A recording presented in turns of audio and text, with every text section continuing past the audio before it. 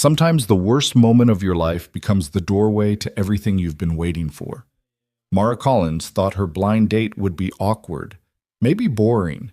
She never imagined it would become the night a stranger's kindness shattered every wall she'd built around her heart, or that the cruelest rejection would lead to the greatest love she'd ever known. This is the story of a Café, a coward, and the single father who refused to let cruelty win. Stay with me until the end and comment what city you're watching from. I want to see how far Mara's story travels across the world. The Rosewood Café smelled like cinnamon and coffee beans, a warm embrace against the February cold that pressed against the windows. Mara Collins sat in the corner booth, her hands wrapped around a mug of chamomile tea that had long gone lukewarm. The ceramic felt rough under her fingertips, grounding her as anxiety spiraled through her chest like a tightening spring. She'd arrived 20 minutes early. Classic Mara.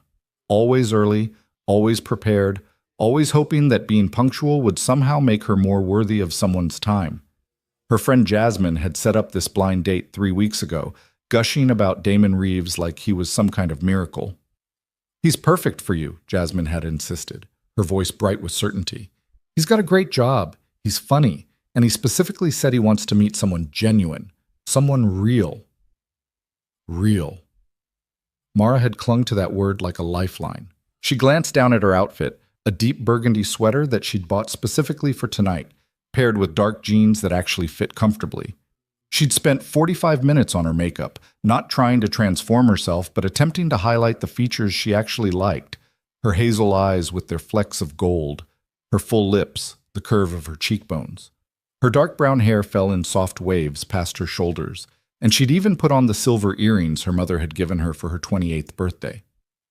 "You look beautiful," she whispered to herself, a mantra she'd been repeating since leaving her apartment. But the words felt hollow, borrowed from self-help books and therapy sessions, never quite sinking deep enough to take root. The cafe was busy for a Wednesday evening. A couple in their 60s shared a slice of cheesecake near the window, feeding each other bites with the comfort of decades together. A group of college students occupied the large table by the bookshelf, their laughter punctuating the soft jazz playing overhead. And one table over from Mara, a man sat alone with a cup of black coffee and a half-eaten turkey sandwich, occasionally glancing at a worn paperback while his phone lay face down beside his plate. Mara had noticed him when she first arrived, dark hair starting to gray at the temples, strong jaw, eyes that looked tired in a way that suggested life experience rather than a late night. He wore a simple flannel shirt over a white t-shirt, and there was something solid about him, something steady. But she'd quickly looked away, focusing on her own nervous energy, on the speech she'd been rehearsing in her head about her job as a library cataloger, about her love of old movies and hiking trails. The door chimed, and Mara's heart lurched. Damon Reeves walked in like he owned the place. Confident stride, expensive leather jacket, hair styled with the kind of precision that suggested he spent more time in front of a mirror than most people spent eating breakfast. He was objectively handsome, sharp features, bright blue eyes, the kind of symmetrical face that looked good in photographs. Jasmine had shown her his picture, but seeing him in person sent a fresh wave of insecurity crashing over her.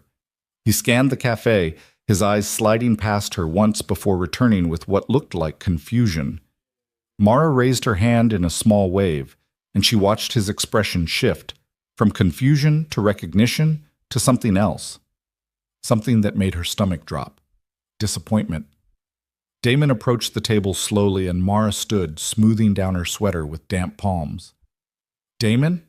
Hi, I'm Mara. It's so nice to finally—" "Yeah." He cut her off, not extending his hand, not returning her smile. His eyes traveled down her body and back up in a way that made her feel like she was being appraised and found lacking. "You're Mara." It wasn't a question. It was an accusation. "Should we sit?"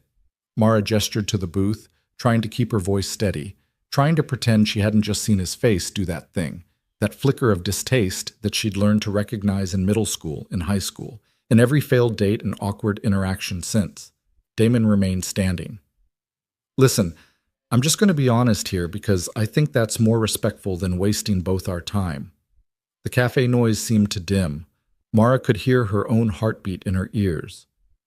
Your friend Jasmine showed me pictures of you, Damon continued, his voice carrying across the space between them, loud enough that heads were starting to turn. But those pictures must have been, what, from a few years ago? Because you look nothing like them now. Heat flooded Mara's face, not the pleasant warmth of a blush, but the burning shame of exposure. Those pictures are from 6 months ago. I haven't... 6 months? Damon laughed, sharp and cruel. Seriously? Because you've clearly gained 30 pounds since then? 40? The couple eating cheesecake stopped mid-bite. The college students fell silent. Even the barista paused in wiping down the espresso machine. Damon, please. Mara's voice came out small, strangled. Can we just sit down and talk? Get to know each other? Get to know each other? He shook his head, a smirk playing at his lips like this was all some kind of joke. Look, I'm going to be real with you because nobody else apparently will. I work out 6 days a week. I watch what I eat. I take care of myself. And I'm sorry, but I'm just not attracted to someone who clearly doesn't care about their health or their appearance. Mara felt something inside her chest begin to crack. I do care. I exercise. I eat well. This is just how your body is? Damon's voice rose another notch. Your body is the result of your choices, sweetheart. And honestly, Jasmine did me dirty by setting this up. I told her I wanted to meet someone who takes pride in how they look. Someone who... That's enough. The voice came from the table next to them. Low, controlled, but carrying an edge of steel that cut through Damon's tirade like a blade. The man with the flannel shirt and tired eyes was standing now, his book closed, his full attention fixed on Damon. Damon turned, irritation flashing across his face. Excuse me? This is a private conversation. Private? The man stepped closer, and Mara noticed he was taller than Damon by several inches, broader in the shoulders. But it wasn't his size that made Damon take a half step back. It was something in his eyes, a quiet intensity that suggested he'd seen enough of life's ugliness to have no patience for this particular brand of cruelty. You're humiliating this woman in the middle of a crowded cafe. There's nothing private about it. Look, man, I don't know who you think you are, but I'm someone who's teaching a 7-year-old girl that how you treat people matters more than how they look. The man's voice remained steady, but Mara could see his hands were clenched at his sides. And right now, I'm watching you treat someone with incredible disrespect, and I'm thinking about what I'd do if someone spoke to my daughter the way you're speaking to this woman. Damon's face flushed red. Your daughter? What the hell does your daughter have to do with this? Just being honest. I'm not attracted to fat girls. That's not a crime. The word hung in the air like a slap. Mara felt tears burning behind her eyes, but she blinked them back furiously. She would not cry. Not here. Not in front of everyone. Not for him. You need to leave. The man's voice dropped lower, more dangerous. Right now. I was already leaving. Damon turned back to Mara, and she saw something vicious in his smile. Jasmine's phone number is officially blocked. And just some friendly advice? Maybe try a salad once in a while. Hit the gym. Download a calorie-counting app. Because if you ever want to find someone decent, you're going to have to put in the work. He turned on his heel and walked toward the door. And as he passed the college students' table, one of them muttered something that sounded like asshole loud enough for everyone to hear. Damon didn't break stride, just pushed through the cafe door and disappeared into the February night. Mara stood frozen, her legs trembling, her vision blurring. The entire cafe was looking at her now, some with pity, some with anger on her behalf, some with that uncomfortable secondhand embarrassment that made people look away quickly. She needed to leave. She needed to get out before the tears came, before she completely fell apart in front of all these strangers. Hey, the man's voice was gentle now, so different from the steel it had carried moments before. Are you okay? It was possibly the stupidest question anyone had ever asked her, and yet the kindness in it nearly broke her. I'm fine, she managed, grabbing her purse with shaking hands. I should go. Wait. He moved slightly, not blocking her path, but standing in a way that made her pause. Please don't let him chase you away. You were here first. You deserve to finish your tea, to sit in peace. He's the one who should be running away ashamed, not you. Mara looked up at him properly for the first time. Up close, she could see that his eyes were a deep brown, warm despite the hardness that had been in them moments ago. There were lines around them, smile lines, worry lines, the map of a life lived. He looked like he was in his mid-30s, and there was something in his face that spoke of kindness worn down by hardship, but not destroyed by it. I can't. Her voice broke on the words. Everyone's staring. Everyone just watched me get rejected because I'm too fat for... She couldn't finish the sentence. Everyone just watched a cruel man reveal exactly who he is, the man corrected quietly. And if they're thinking anything at all, they're thinking how much better you deserve. You don't know me. Mara clutched her purse tighter. You don't know what I deserve. You're right, I don't know you. He held her gaze, and she saw no pity there, just a straightforward honesty that was somehow more comforting than any platitude could have been. But I know you showed up here tonight. You put yourself out there, made yourself vulnerable, hoped for connection. That takes courage. And I know he tried to destroy that courage with cruelty, and I know you don't deserve that. Nobody does. A tear escaped, sliding down Mara's cheek before she could stop it. She swiped at it angrily. I need to go. Okay. He stepped back, giving her space. But before you do, can I ask you something? Mara waited, not trusting her voice. Have you eaten dinner? The question was so unexpected that she actually looked at him in confusion. What? Dinner. Have you eaten? He gestured to his table. I've got half a turkey sandwich I'm not going to finish, and the lasagna here is actually incredible. And I'm sitting alone on a Wednesday night because my daughter is at her grandmother's house. And honestly, I could use the company of someone who seems like a genuinely kind person, which is a quality that's in pretty short supply based on what I just witnessed. Mara stared at him, stared at Mount. Are you asking me to have dinner with you? I'm asking if you'd be willing to sit with a stranger who thinks that guy was an absolute jackass and who believes you deserve to end this evening with at least one decent conversation. He offered a small smile.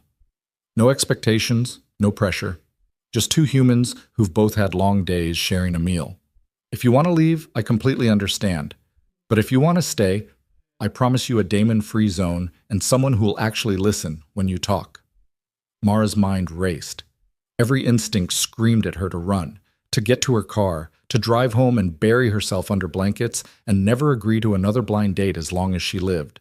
But there was something about this man, this stranger who'd stood up for her when he didn't have to, who'd seen her at her most humiliated and was still looking at her like she was a person worth knowing. I don't even know your name, she said finally. Ethan. He extended his hand. Ethan Ward. She looked at his hand for a long moment, then slowly reached out and took it. His grip was warm, firm without being crushing, the handshake of someone who meant what they said. Mara Collins. It's nice to meet you, Mara Collins. Ethan released her hand and gestured to his table. So what do you say? Will you let me prove that not all men are complete disappointments? Despite everything, despite the humiliation still burning in her chest, despite the tears still threatening to fall, despite the voice in her head screaming that she should just go home, Mara felt the tiniest spark of something that might have been hope. Okay, she whispered. Okay. Ethan's smile widened, genuine and warm. Okay. He pulled out the chair across from his, waiting until she sat before returning to his own seat. The simple courtesy of it, the respect in that small gesture, made Mara's throat tighten with emotion. The cafe's ambient noise slowly returned to normal as people realized the drama was over, conversations resuming, the espresso machine hissing back to life. But Mara still felt exposed, raw, like her skin had been stripped away. For what it's worth, Ethan said, settling back into his chair and pushing the remainder of his sandwich to the side, I think your sweater is a great color on you, brings out the warmth in your eyes. Mara blinked, caught off guard. Oh, thank you. I bought it specifically for tonight, actually. Then it definitely worked. You look lovely. He said it matter-of-factly, the way someone might comment on the weather, which somehow made it more believable than any effusive compliment could have been. You don't have to say that. Mara fiddled with her cold tea mug. I know how I look. I know what I am. And what are you? Ethan leaned forward slightly, his expression curious rather than challenging. Fat. The word felt like glass in her mouth. The word he used, the thing that makes me unworthy of...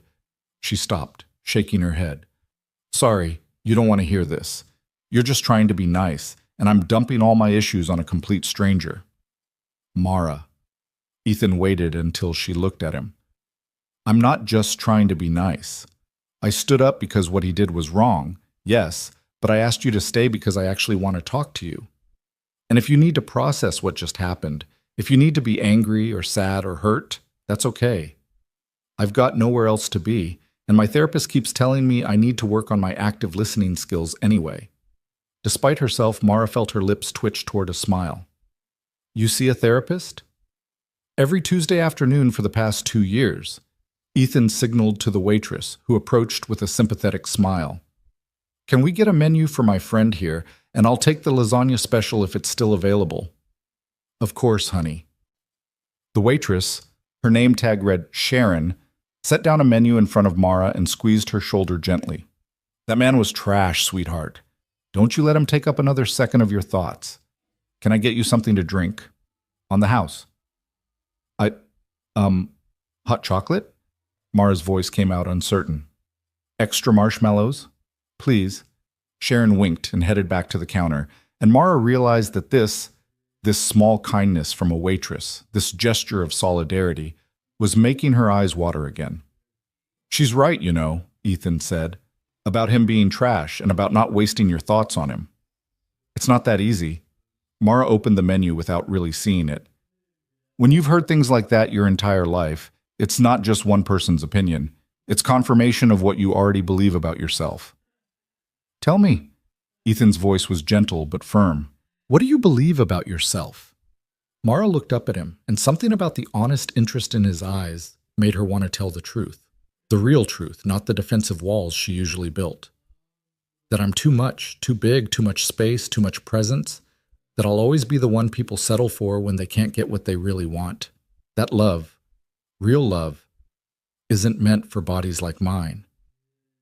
The words hung between them, raw and painful, and Mara waited for Ethan to flinch, to look away, to offer some hollow reassurance that they both knew was a lie. Instead, he nodded slowly. I lost my wife 3 years ago, cancer. She was 31 years old, beautiful in every conventional sense.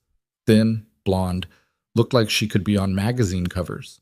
And I watched her waste away, watched her body betray her, watched her struggle with feeling like she was disappearing. You want to know what I learned? Mara nodded, unable to speak. That bodies are just containers. Important containers, yes. They carry us through life. They deserve care and respect. But they're not the sum of who we are. My wife was brilliant, funny, stubborn as hell, terrible at parallel parking, and she made the world better just by being in it. Her body failed her, but she never failed at being exactly who she was. Ethan's voice caught slightly. And when I see someone like that guy, someone who thinks a person's worth can be measured by their dress size or their gym membership, I think about how small his world must be, how many incredible people he'll never know because he's too busy judging their packaging. Sharon returned with a steaming mug of hot chocolate topped with a mountain of marshmallows, setting it down in front of Mara with another warm smile. Lasagna'll be right up, hun. Mara wrapped her hands around the mug, letting the heat seep into her cold fingers. I'm sorry about your wife. Thank you. Ethan's expression softened. Her name was Claire, and she'd probably be furious with me right now for using her story to make a point, but she'd also be the first person to tell you that you deserve better than tonight's disaster. Did you know? Mara found herself asking. Did you know from the beginning that she was sick? No. We had 7 years together before the diagnosis, and then 14 months after. Ethan traced his finger along the rim of his coffee cup, and every single day of those 14 months, I would have given anything, everything, for just one more day with her. Because it was never about her body. It was about her laugh when I said something ridiculous. The way she'd argue with me about plot holes in movies, how she'd sing off key while cooking breakfast. That's what I miss. That's what mattered. You must miss her terribly. Every day. Ethan met her eyes. But I've also learned that shutting down, closing off, refusing to connect with people, that doesn't honor her memory. She'd want me to keep living, keep meeting people, keep being open to whatever comes next. Even if that means getting involved in a stranger's terrible date situation in a cafe on a Wednesday night. Mara felt herself smile for real this time, small but genuine. Is this your usual Wednesday night activity, rescuing women from bad blind dates? First time, actually. Ethan grinned. Usually I'm just reading terrible mystery novels and trying not to text my daughter every 5 minutes to make sure she's okay at her grandmother's. How old is she? 7. Her name's Luna. Ethan's whole face transformed when he talked about his daughter, lighting up with a fierce pride and love that made him look younger. She's everything. Smart, creative, empathetic to a fault. Also stubborn, dramatic, and convinced that vegetables are a personal attack against her existence. Sounds like a typical 7-year-old.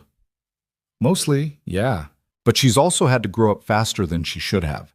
Losing her mom, watching me try to figure out single parenting, dealing with some bullying at school last year. Ethan's expression darkened slightly. That's actually why I reacted so strongly to what happened with your date. Luna came home crying a few months ago because some kids were making fun of her for being too skinny, for not having a mom, for wearing hand-me-down clothes. And I realized that cruelty isn't just something that happens to adults. We teach it, we model it. And when I see someone like Damon think it's acceptable to tear another person down based on their appearance, I think about what kind of world we're creating for kids like Luna. Sharon returned with a plate of lasagna that smelled incredible, the cheese still bubbling, and set it down in front of Ethan along with a second plate and fork. In case you two want to share, she said with a knowing smile. After she left, Ethan pushed the plate to the center of the table. Seriously, this is way too much for one person. Help me out? Mara hesitated, and she could feel the familiar voice in her head, the one that sounded like every diet book, every judgmental relative, every cruel comment she'd ever received. Don't eat in front of him. He'll think you're a pig. You already look fat. Why would you make it worse? But there was another voice too, smaller and quieter. He asked you to stay. He's sharing his food. He's treating you like a person. Okay, she said, and picked up the extra fork. The first bite was perfect. Rich tomato sauce, layers of pasta, herbs she couldn't quite identify. Comfort food in its purest form. And as she ate, something inside her chest began to unknot, just slightly. So, Ethan said, taking his own bite, tell me about you. And not the bio you prepared for Damon. Tell me something real, something you actually want to share. Mara considered this, chewing slowly. I work at the Central Library. I'm a cataloger, which basically means I organize and classify books. It's not glamorous, but I love it. Being surrounded by stories all day, knowing that I'm helping connect people with the books they need, it feels meaningful. That does sound meaningful. Ethan looked genuinely interested. Do you have a favorite section, like if you could only work in one part of the library for the rest of your life? Historical fiction. Mara didn't even have to think about it. I love stories that take real events and humanize them, that show you what life was really like for ordinary people in extraordinary times. There's something powerful about understanding that people 100 years ago or 1,000 years ago felt the same things we feel now. Love, fear, hope, heartbreak. What's the last book that really stuck with you? They talked through the entire plate of lasagna, through a second hot chocolate for Mara and a refill of coffee for Ethan. They talked about books and movies, about the challenges of single parenting and the loneliness of being perpetually single. Ethan told her about Luna's obsession with drawing. She's currently working on a graphic novel about a superhero whose power is making people tell the truth. And Mara found herself laughing, really laughing, for the first time all night. She told him about her parents' divorce when she was 12, about her older brother who lived in Seattle and called once a month out of obligation rather than genuine connection. About her best friend Jasmine, who despite tonight's disaster, really was trying to help in her own misguided way. She means well, Mara explained. She's just one of those people who thinks being in a relationship is the answer to everything. She's been with her boyfriend for 5 years, and they're happy, so in her mind, I just need to find my person, and all my problems will magically disappear. And you don't believe that? I believe that being alone is better than being with someone who makes you feel smaller. Mara surprised herself with the certainty in her voice. I spent my whole life trying to shrink myself, literally and figuratively, trying to take up less space, be less loud, need less attention, and I'm tired of it. I'd rather be alone and whole than partnered and constantly diminished. Ethan nodded slowly. That's wise and brave. A lot of people settle because they're afraid of being alone. Are you? Mara asked. Afraid of being alone? Sometimes. Ethan's honesty was refreshing. It gets quiet after Luna goes to bed. The house feels too big, too empty. And there are moments when I miss having a partner, someone to share the daily details with, someone to make decisions with, someone to just sit in comfortable silence with. But I'm also really careful about who I let into Luna's life. She's already lost one parent. I can't introduce her to someone unless I'm absolutely sure it's going to last. That must be really hard for both of you. It is. Ethan glanced at his watch, then looked surprised. We've been talking for over 2 hours. Mara checked her own phone and was shocked to find he was right. The cafe had emptied out significantly. Only a few other customers remained, and Sharon was wiping down tables in the corner. I should probably let you go. I'm sure you have work tomorrow, and, Mara? Ethan reached across the table, not touching her, but close enough that she could feel the warmth of his hand. I'm really glad you stayed tonight. And I know this whole evening started with something awful, but I hope you're ending it feeling at least a little bit better than you did when that jackass walked out. I am. Mara realized it was true. The humiliation was still there, a dull ache in her chest, but it was no longer the only thing she felt. Thank you for standing up for me, for asking me to stay, for treating me like I was worth talking to. You are worth talking to. This was one of the best conversations I've had in months. Ethan pulled out his phone. Would it be okay if I got your number? Not for dating or anything pressure-filled, just as someone who genuinely liked to stay in touch. Maybe grab coffee sometime. Continue the conversation. Mara hesitated, and she could feel all her old defenses trying to rise up, all the reasons to say no, all the ways this could go wrong. But she thought about the last 2 hours, about how seen she'd felt, how heard, how human. Okay, she said, and recited her number. Ethan typed it into his phone, then sent her a text so she'd have his. There.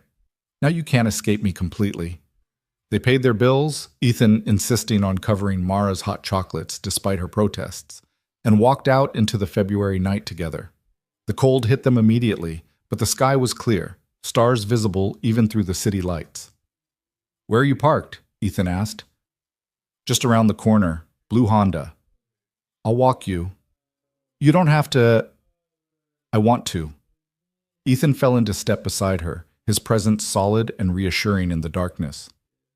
My mom raised me right. They walked in comfortable silence until they reached Mara's car. She unlocked it, then turned to face him. Thank you, Ethan. Really. Tonight could have been so much worse if you hadn't been there. Tonight shouldn't have happened at all. Ethan's expression was serious. You deserved better from the start. But I'm selfishly glad I got to meet you, even if it came out of a terrible situation. Me too. Mara surprised herself by meaning it. Drive safe, okay? And text me when you get home so I know you made it. I will. Mara got into her car, and as she pulled away from the curb, she glanced in her rearview mirror. Ethan was still standing on the sidewalk, one hand raised in a wave, watching to make sure she got away safely. For the first time in as long as she could remember, Mara drove home feeling like maybe, just maybe, she wasn't as alone as she'd thought. And when she got to her apartment 20 minutes later, she sent Ethan a text.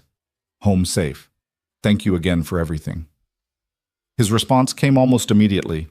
Glad you're safe. Sleep well, Mara. You made my Wednesday infinitely better.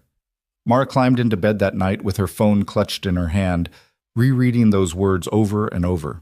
And when she finally fell asleep, it wasn't Damon's cruel face she saw behind her closed eyes.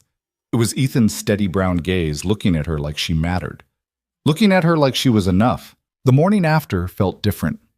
Mara woke to sunlight streaming through her bedroom curtains, and for the first few seconds before full consciousness arrived, she felt something she couldn't quite name.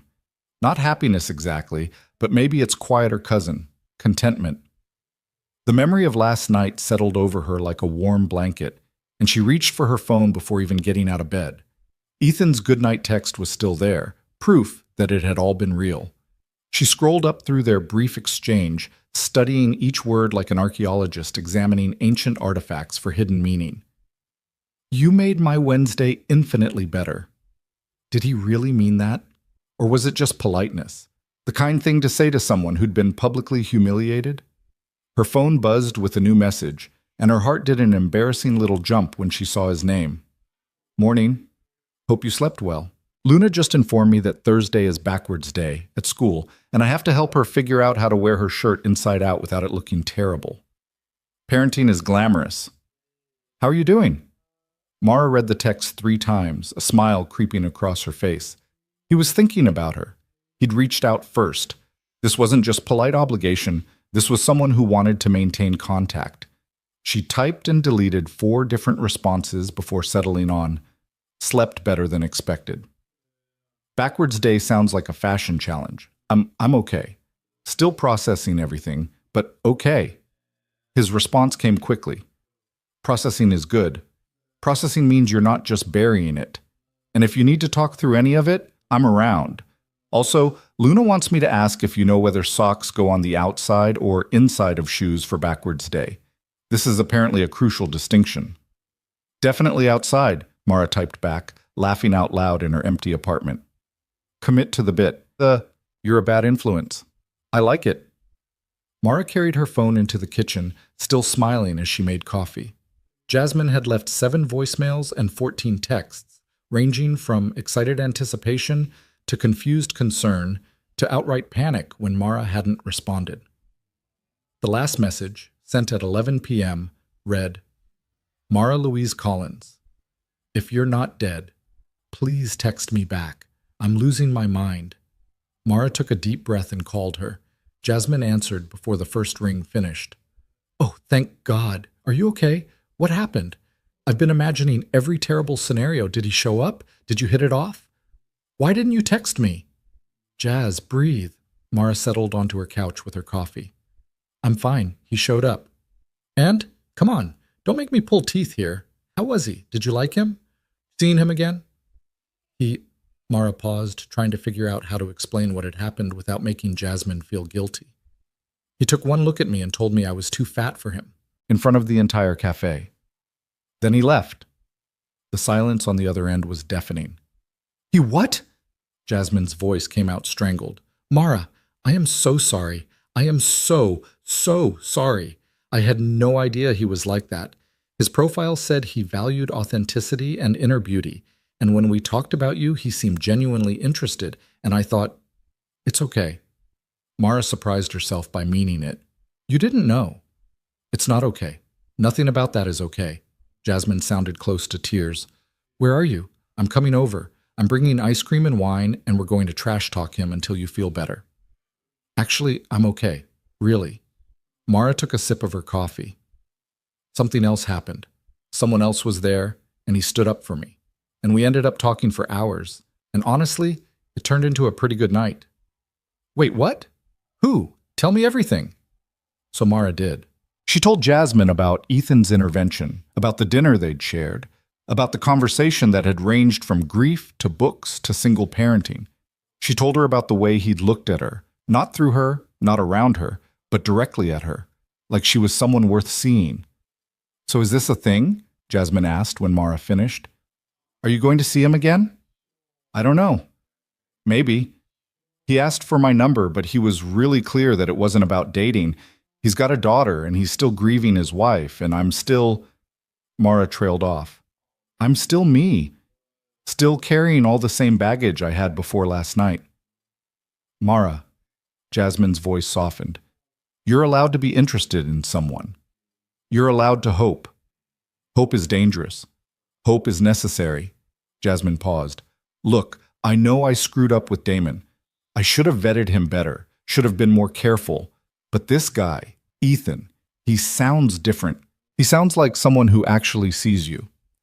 Maybe, Mara traced the rim of her coffee mug, or maybe he was just being kind to someone having the worst night of her life. Maybe I'm reading too much into it. There's only one way to find out. Keep talking to him, see where it goes, and if he turns out to be another Damon, I will personally key his car. Mara laughed despite herself. That's illegal. So is being an asshole to my best friend, but apparently people do it anyway. They talked for another 20 minutes before Jasmine had to go to work, but Mara felt lighter after the conversation. Jasmine's guilt was genuine, her support unwavering, and even though the blind date had been a disaster, their friendship had survived it. The days that followed established a pattern. Ethan would text in the morning, always something light, often something about Luna's latest adventure or crisis. Mara would respond, and their conversations would continue throughout the day in comfortable bursts. Nothing heavy, nothing demanding, just the pleasant exchange of two people getting to know each other. Luna lost a tooth at school today and is convinced the tooth fairy pays more if you write a business proposal explaining why you deserve premium compensation, Ethan texted on Friday afternoon. Is she wrong? Mara replied. That shows initiative. You're encouraging this. Her proposal includes a PowerPoint presentation she made me help her with last night. I've created a monster. The tooth fairy should be impressed by the hustle. The tooth fairy is seriously considering paying her to stop making presentations. Mara found herself checking her phone more often, smiling at random moments throughout her workday when a new message arrived. Her coworker Marcus noticed. Who is he? Marcus asked during their lunch break, grinning at her over his sandwich. You've been glowing at your phone for 3 days straight. I'm not glowing. But Mara could feel herself blushing. You're totally glowing. Come on, spill. New boyfriend? Not a boyfriend, just a friend. A new friend. Even saying it out loud felt strange, precious, like something that might disappear if she examined it too closely. Marcus raised an eyebrow. A friend who makes you smile like that? Interesting. It's not like that. He's not interested in me that way. He's just being nice. Mara. Marcus set down his sandwich and looked at her seriously. You've worked here for 5 years, and I've never seen you light up like this over anyone. Maybe it's not like that for him yet, but it's definitely like something for you. And that's okay. That's good. You deserve to feel this way about someone. I barely know him. So get to know him better. What's the worst that could happen? Mara could think of 1,000 worst-case scenarios, but she didn't voice them. Instead, she changed the subject, and Marcus let her, but his words stayed with her for the rest of the day. That evening, Mara was cataloging a new shipment of historical fiction when her phone rang. Not a text, an actual call. Ethan's name flashed on the screen, and her stomach did a nervous flip. Hello? Hey, Mara. Is this a bad time? Ethan's voice sounded slightly strained. No, I'm just at work. What's up? Is everything okay? Sort of, maybe. I'm having a minor crisis, and you were the first person I thought to call, which is either really presumptuous of me or a sign that I need to make more friends. He let out a frustrated breath. Luna's school is having a favorite book character day next Friday, and she wants to be Matilda. Which is great, except I have no idea how to do kids' hair. And apparently Matilda has very specific hair that involves ribbons and braids, and I just tried to follow a YouTube tutorial and made my daughter look like she got into a fight with a hairdryer. Despite the stress in his voice, Mara found herself smiling. Did you call me because I work at a library and therefore must know how to do Matilda's hair? I called you because you seem like someone who might have skills I lack, and also because Luna heard me mention you and now wants to meet the lady who Dad had dinner with. And I realize that's a lot of pressure, but if you're free this weekend, maybe you could come over and help me figure out this hair situation. I'll pay you in pizza and the undying gratitude of a desperate single father. Mara's heart was racing. This was different from texting. This was an invitation into his actual life, into his home, to meet his daughter. I don't know if I'm qualified for this.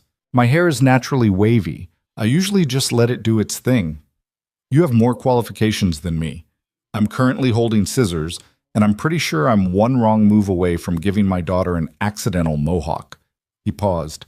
But seriously, no pressure. If this is too much too fast, I completely understand. We've only known each other a week. Has it only been a week?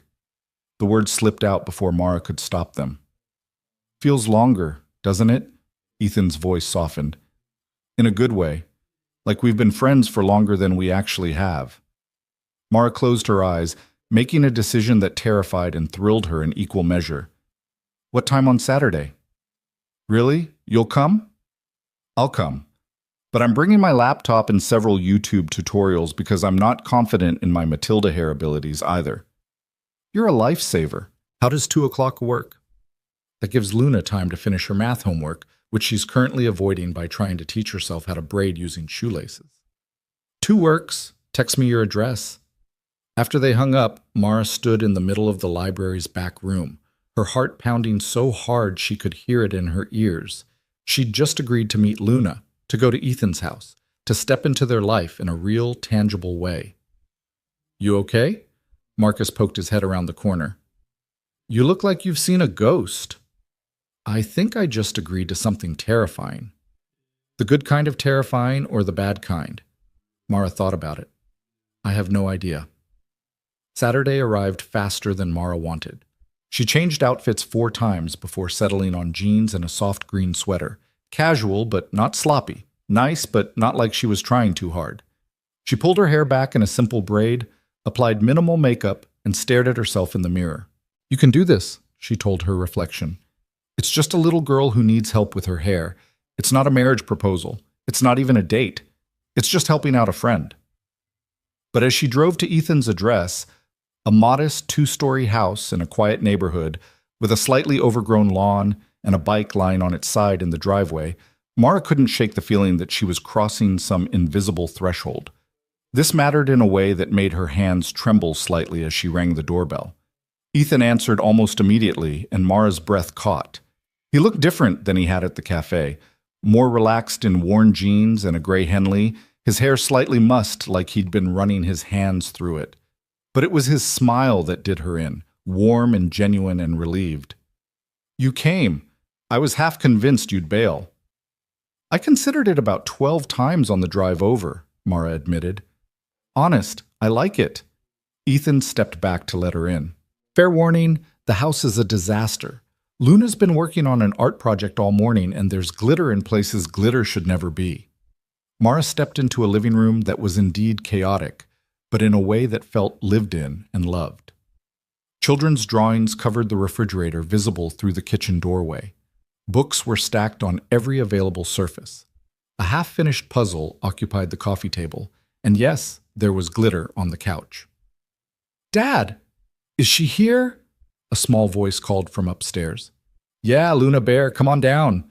Mara heard footsteps thundering down the stairs, and then Luna appeared.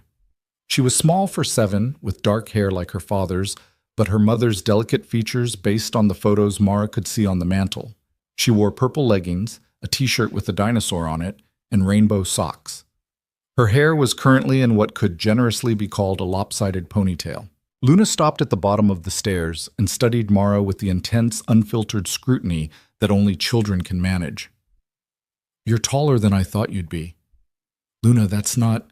Ethan started, but Mara laughed. I get that a lot. You're exactly as tall as I thought you'd be. Luna considered this, then smiled. Dad says you work with books.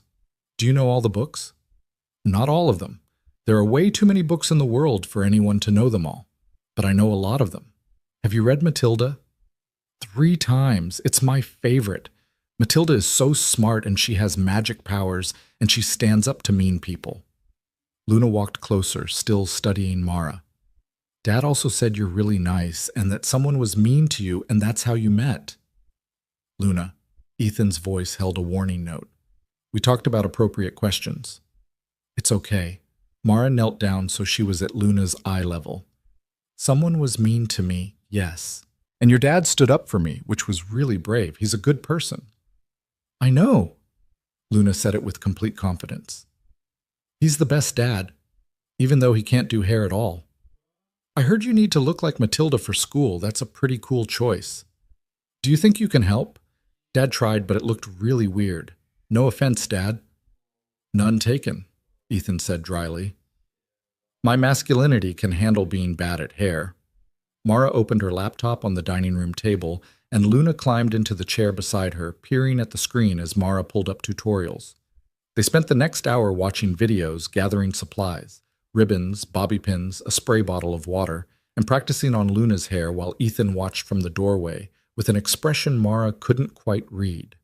Luna was a chatterbox once she got comfortable, bouncing between topics with the effortless energy of childhood. She told Mara about her teacher, Mrs.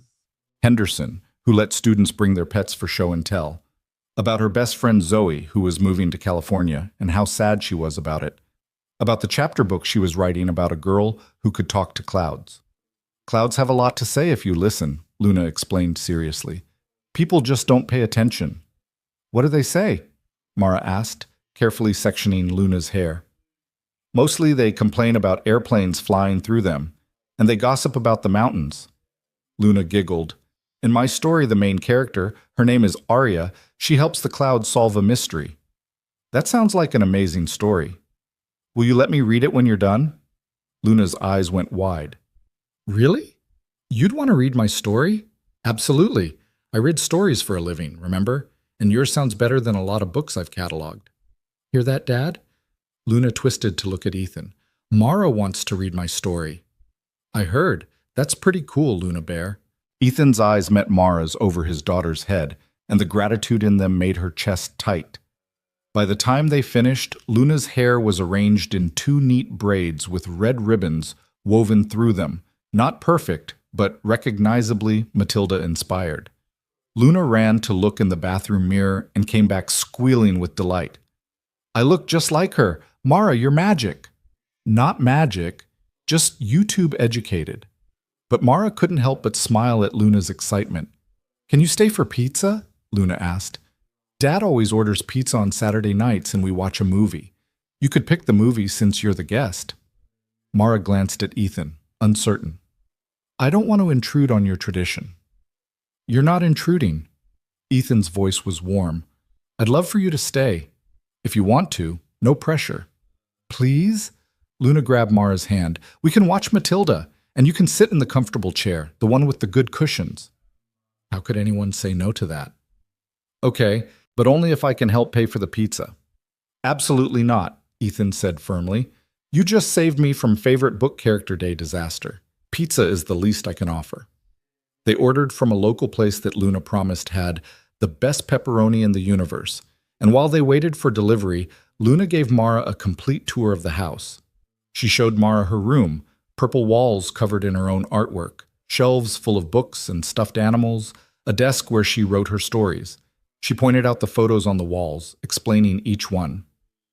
That's my mom, Luna said, stopping in front of a picture in the hallway. It showed a beautiful blonde woman laughing at the camera, her arms around a much younger Luna. She died when I was 4.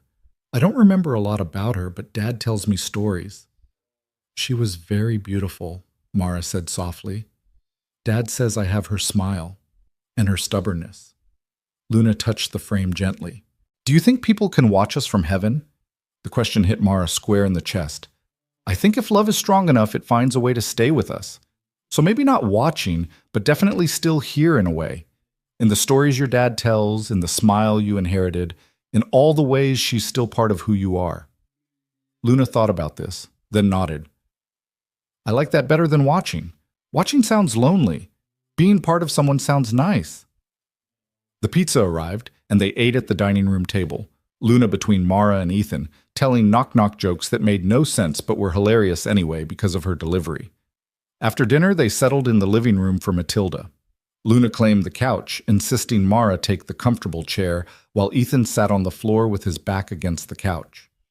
Halfway through the movie, Mara glanced over and saw that Luna had fallen asleep, her head tilted against a cushion, her braids slightly askew but still intact. Ethan noticed at the same time and carefully maneuvered himself up, scooping his daughter into his arms. Be right back, he whispered to Mara.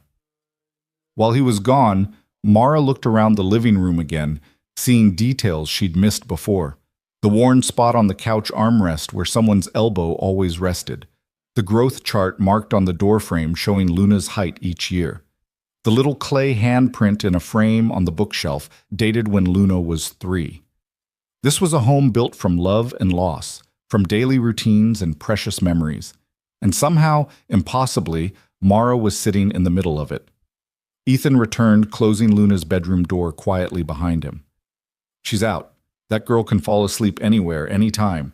It's both a blessing and slightly concerning. She's wonderful, Mara said.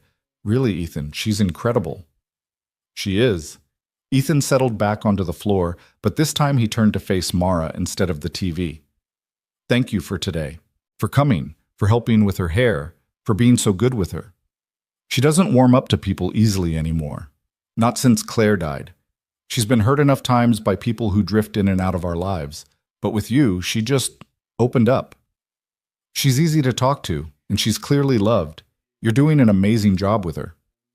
Most days I feel like I'm barely hanging on. Ethan ran a hand through his hair. Single parenting is terrifying. Every decision feels huge. Every mistake feels catastrophic. I lie awake at night wondering if I'm screwing her up, if she'd be better off with someone who actually knows what they're doing. She's happy. She's creative and confident and kind. Those things don't happen by accident. You're doing more than hanging on, Ethan. You're giving her everything she needs. He looked at her for a long moment, and Mara saw something shift in his expression, something vulnerable and honest, and a little bit scared. Can I tell you something? Of course. When I asked you to come today, it wasn't just about the hair. I mean, yes, I genuinely needed help with that. But I also wanted Luna to meet you because... He paused, seeming to choose his words carefully. Because you've been on my mind constantly, since that night at the cafe. And I wanted to see if what I felt that night was real or just some weird combination of adrenaline and knight in shining armor complex. Mara's heart was hammering. And it's real. You're real. The way I feel when we talk, the way you make me laugh, the way you were with Luna today. It's all real. Ethan held her gaze. Which terrifies me, honestly, because I'm not ready to date. I'm not ready to open my heart up like that. And Luna needs stability, not another person who might disappear from her life. But I also can't stop thinking about you, and I don't know what to do with that. The confession hung in the air between them, honest and raw. Mara felt like she was standing at the edge of something immense, and one step forward would either be the best or worst decision of her life. I'm not ready either, she said finally. I'm still carrying everything Damon said, every cruel word from every person who ever made me feel like I wasn't enough. And the idea of putting myself out there again, of being vulnerable with someone who could hurt me, it's paralyzing. So where does that leave us? Mara took a breath. Maybe it leaves us here. Being honest, being friends, taking it one day at a time without any pressure or expectations. You're not ready to date, and I'm not ready to be hurt again. But maybe we can just keep doing this. Keep talking, keep spending time together, see what happens naturally instead of forcing it into something it's not ready to be. Ethan smiled, and relief flooded his features. Friends who enjoy each other's company and might potentially become something more when we're both ready? Exactly. No timeline, no pressure, just two people who like spending time together. I can do that. Ethan extended his hand across the space between them. Friends. Mara took his hand, and the warmth of his grip sent electricity up her arm. Friends. But as she drove home that night, replaying every moment of the day in her mind, Mara knew she was lying to herself.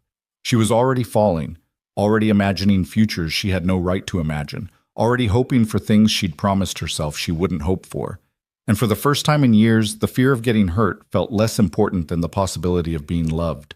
The weeks that followed established a rhythm that felt both natural and impossible.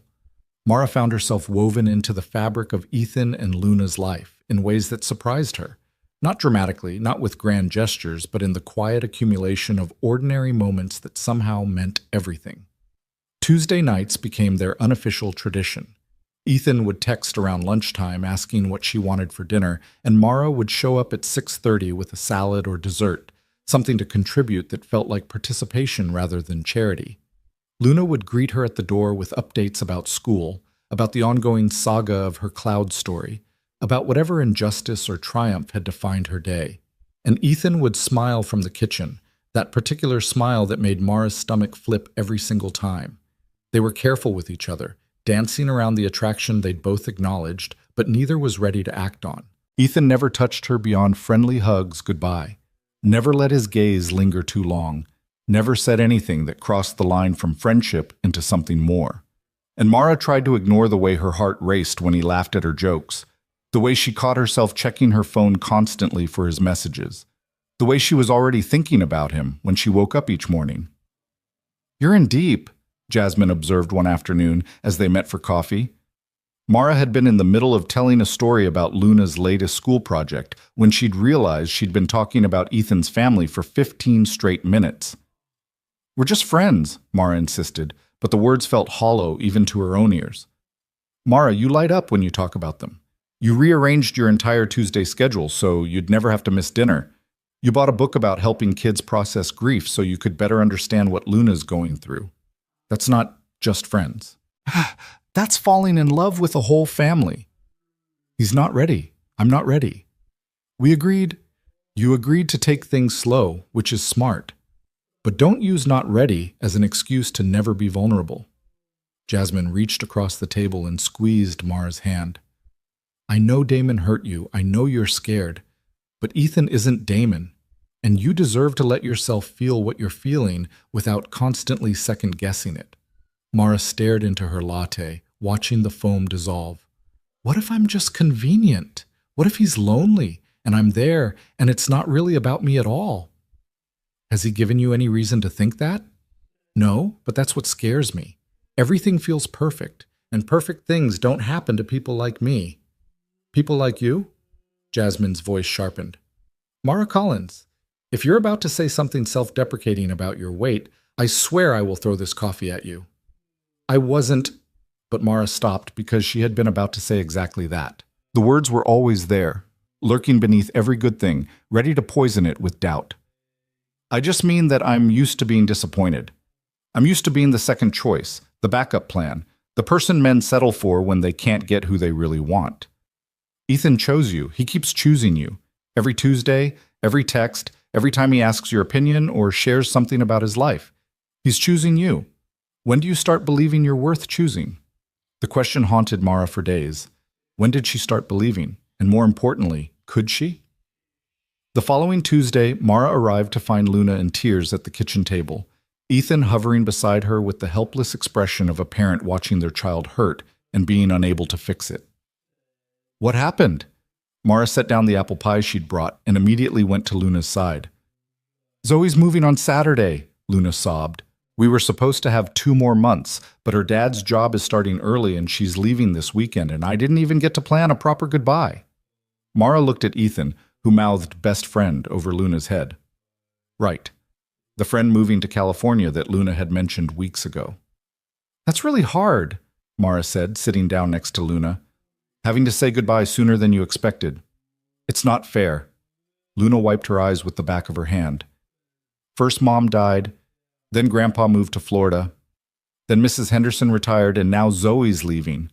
Everyone leaves." The words hit Mara like a physical blow. She saw Ethan's face crumple slightly before he composed himself, and she understood suddenly why he'd been so cautious about letting people into Luna's life. This little girl had already lost so much, and every departure carved out a new hollow in her heart. "You're right. It's not fair," Mara agreed. "And I'm not going to tell you that it is, or that everything happens for a reason, because sometimes things are just sad and hard, and there's no good reason for them." Luna looked up at her, tears still streaming down her face. "That's what Dad says. He says it's okay to be sad without trying to make it something else." "Your dad's smart." Mara glanced at Ethan, who was watching them with an expression she couldn't quite read. "But here's something I learned about goodbyes. The fact that they hurt so much means the friendship was real and important. If Zoe didn't matter to you, her leaving wouldn't hurt. So in a weird way, the pain proves how much you loved each other." "That's a terrible silver lining," Luna said, but there was the tiniest hint of a smile beneath the tears. "I know, right? It's the worst. But it's true. And the other thing about goodbyes is that they don't have to be forever. People can stay in your heart even when they're far away. You can write letters, video chat, maybe visit someday. Distance makes friendship harder, but it doesn't make it impossible." Luna was quiet for a moment, processing this. Then she said, "Will you help me make something for Zoe? Like a goodbye present that she can take to California so she remembers me?" "Absolutely. What were you thinking?" They spent the next hour at the kitchen table while Ethan made dinner, creating a memory book filled with photos Luna had printed from her tablet, drawings she made of their favorite moments together, and letters written in Luna's careful 7-year-old handwriting. Mara helped with the cutting and gluing, offered suggestions for captions, and watched as the project transformed Luna's grief into something tangible and loving. "This is perfect," Luna said, admiring the finished book. "Zoe's going to love it." She looked up at Mara with eyes that were still red but no longer crying. "Thank you for helping. You always know what to say." "I definitely don't always know what to say, but I try. Dad says trying is what counts." Luna carefully set the book aside and threw her arms around Mara's waist in an impulsive hug. "I'm really glad you're here." Mara hugged her back, feeling her throat tighten with emotion. "Me too, sweetheart. Me too." Over Luna's head, she met Ethan's eyes across the kitchen. He was standing at the stove, a wooden spoon forgotten in his hand, looking at them with an expression so tender it made Mara's chest ache. In that moment, she realized Jasmine was right. She wasn't just falling for Ethan. She was falling for this whole life, this family, this little girl who'd already been hurt so much and was still brave enough to keep loving people. The realization terrified her. After dinner, Luna wanted to watch a movie, but exhaustion from crying caught up with her and she fell asleep 20 minutes in, curled against Mara's side on the couch. Ethan carefully lifted her and carried her to bed, and Mara waited, her heart pounding, knowing they needed to talk, but not sure what she was going to say.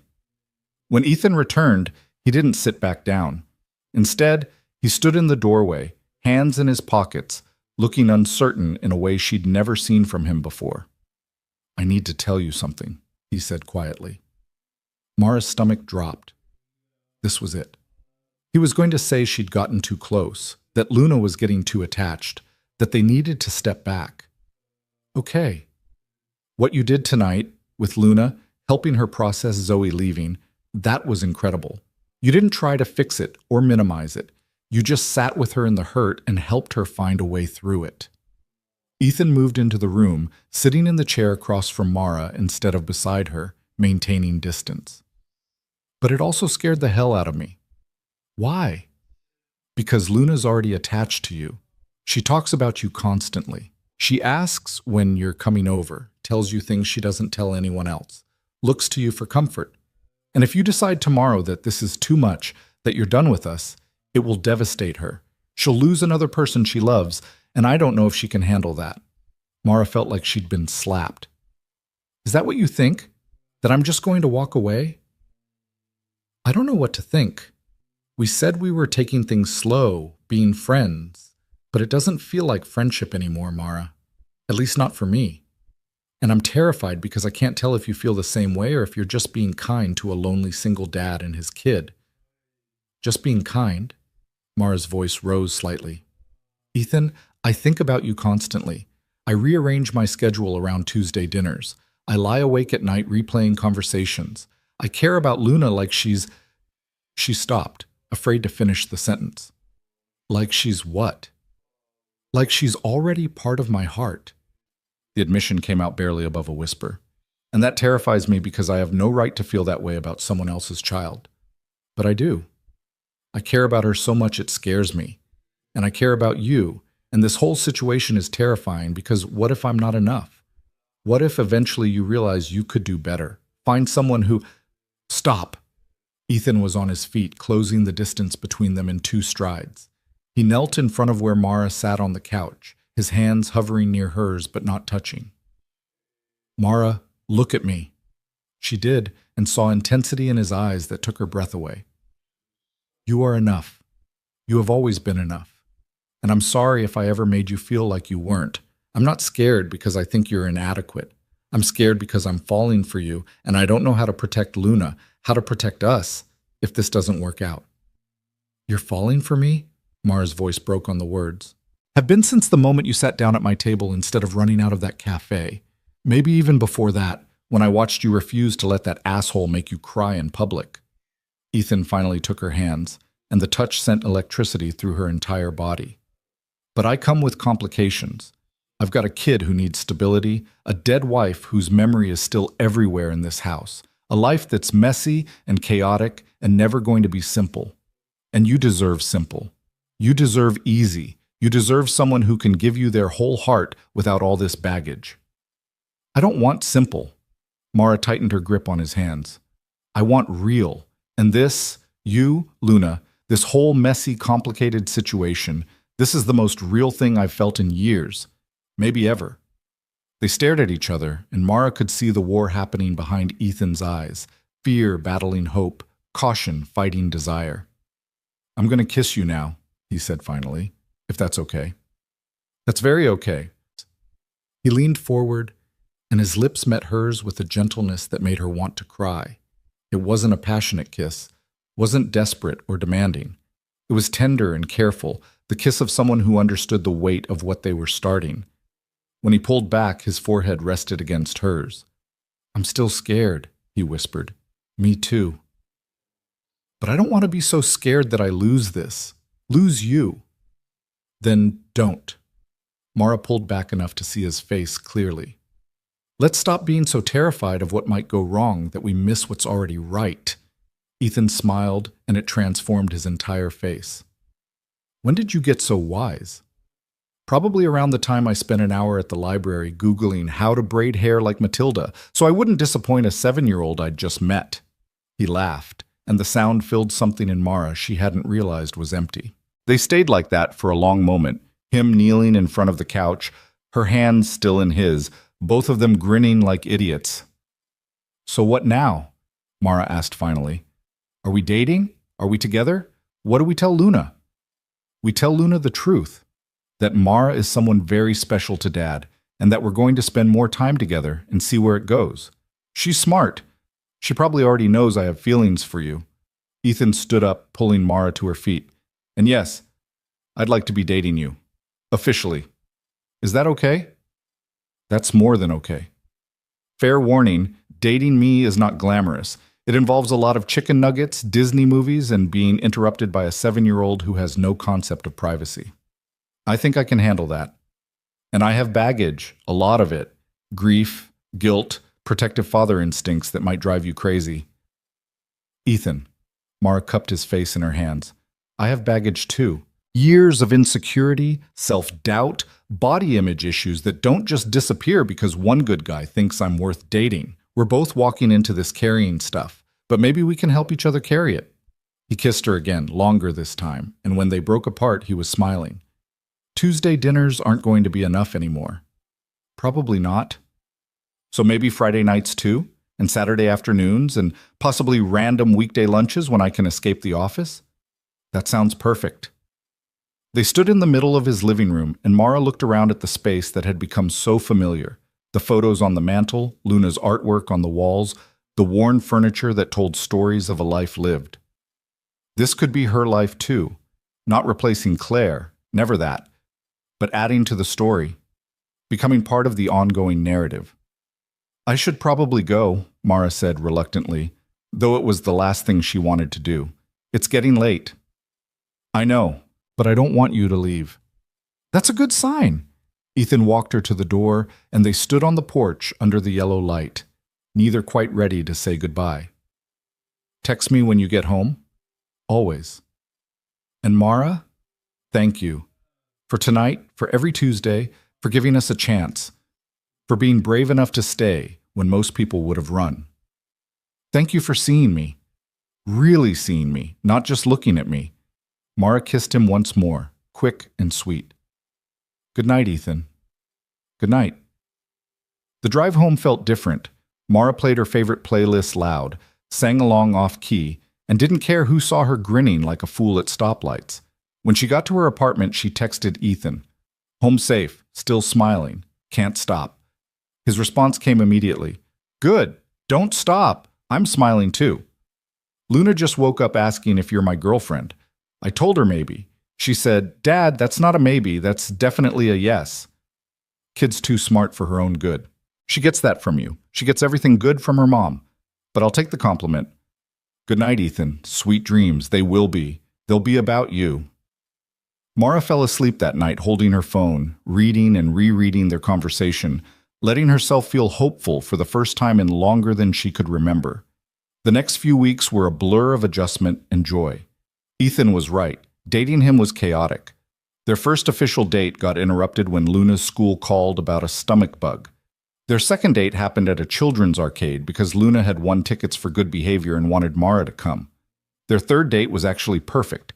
Dinner at a nice restaurant, adult conversation, Ethan's hand warm in hers across the table, until Ethan's mother called with an emergency that turned out to be her inability to find the remote control. But through it all, Mara found herself laughing more than she had in years. The chaos wasn't frustrating, it was endearing. Being part of someone's real life, with all its complications and interruptions, felt infinitely better than the fantasy of perfect dates she'd imagined. Luna adapted to the new dynamic with the resilience of children. She started calling Mara's Tuesday visits family dinner, a phrase that made Mara's heart swell every time she heard it. She'd grab both Mara and Ethan's hands when they walked places, swinging between them. She started asking Mara's opinion on things, what shoes to wear, whether her story idea made sense, if her math homework was correct. "She's treating you like a parent," Jasmine observed when Mara told her about it. "How does that feel?" "Terrifying, amazing, like way too much responsibility for someone who's only been dating her father for a month." Mara paused, "But also kind of natural. Like I don't feel like I'm forcing it. She just includes me now." "And Ethan, how's he handling it?" "He's wonderful. Attentive without being smothering. He checks in constantly about how I'm feeling, if the pace is okay, if I need space. Sometimes I have to remind him that I'm not going to break." "But you're happy?" Mara considered the question. Was she happy? Yes. Scared, but happy, like I'm waiting for the other shoe to drop, but also just trying to enjoy what's happening right now. The other shoe dropped on a Saturday in early April. Mara was at Ethan's house, helping Luna work on her cloud story while Ethan grilled burgers in the backyard. It was a perfect spring day, warm sunshine streaming through the windows, birds singing outside. Luna was reading her latest chapter aloud when someone knocked on the front door. "I'll get it," Mara called, expecting a delivery or maybe a neighbor. She opened the door to find a woman standing there, mid-30s, blonde, beautiful in that effortless way some people managed. She wore yoga pants and an expensive-looking jacket, and she was staring at Mara with obvious confusion. "Can I help you?" Mara asked. "I'm looking for Ethan. Is he home?" The woman's voice was cool, assessing. "He's in the backyard. Can I tell him who's—" "Rachel!" Luna appeared behind Mara, her face lighting up. "Dad, Rachel's here!" Ethan came in from the back door, and Mara saw his expression shift from confused to shocked, to something that might have been uncomfortable. "Rachel, what are you doing here?" "Surprise visit. I was in town and thought I'd stop by." Rachel's eyes moved between Ethan and Mara, her smile tight. "Aren't you going to introduce me to your friend?" "Right. Rachel, this is Mara. Mara, this is Rachel, Claire's sister." The words hit Mara like cold water. Claire's sister. The dead wife's sister, standing in the doorway, looking at Mara like she was an intruder. "Nice to meet you," Mara managed, her voice sounding strained even to her own ears. "Mara's dad's girlfriend," Luna announced happily. "She comes over all the time. She's really good at braiding hair, and she works with books, and she's helping me with my story." Rachel's expression hardened almost imperceptibly. "Girlfriend. How nice. I didn't realize you were seeing anyone, Ethan. You didn't mention it when we talked last week." "It's relatively new," Ethan said, and Mara heard tension in his voice. "We weren't keeping it secret. It just hasn't come up." "Well..." Rachel stepped inside without being invited, and Mara automatically moved back to give her space. "I'm glad you're moving on. Claire would want that." But her tone suggested she believed the opposite. The afternoon that had been so perfect moments ago now felt strained. Rachel stayed for lunch, asking Mara pointed questions about how she and Ethan met, how long they'd been together, whether she had children of her own. Each question felt like a test Mara was failing. "So you work at a library?" Rachel asked over burgers that suddenly tasted like cardboard in Mara's mouth. "That must be quiet." "It has its moments," Mara said carefully. "And you've never been married? No kids?" "No." "How interesting." Rachel's smile didn't reach her eyes. "Ethan, remember when Claire used to say she wanted Luna to have siblings? She had so many plans for the future." Ethan's jaw tightened. "Rachel." "What? I'm just reminiscing. I'm allowed to talk about my sister, aren't I?" But her eyes were on Mara, challenging.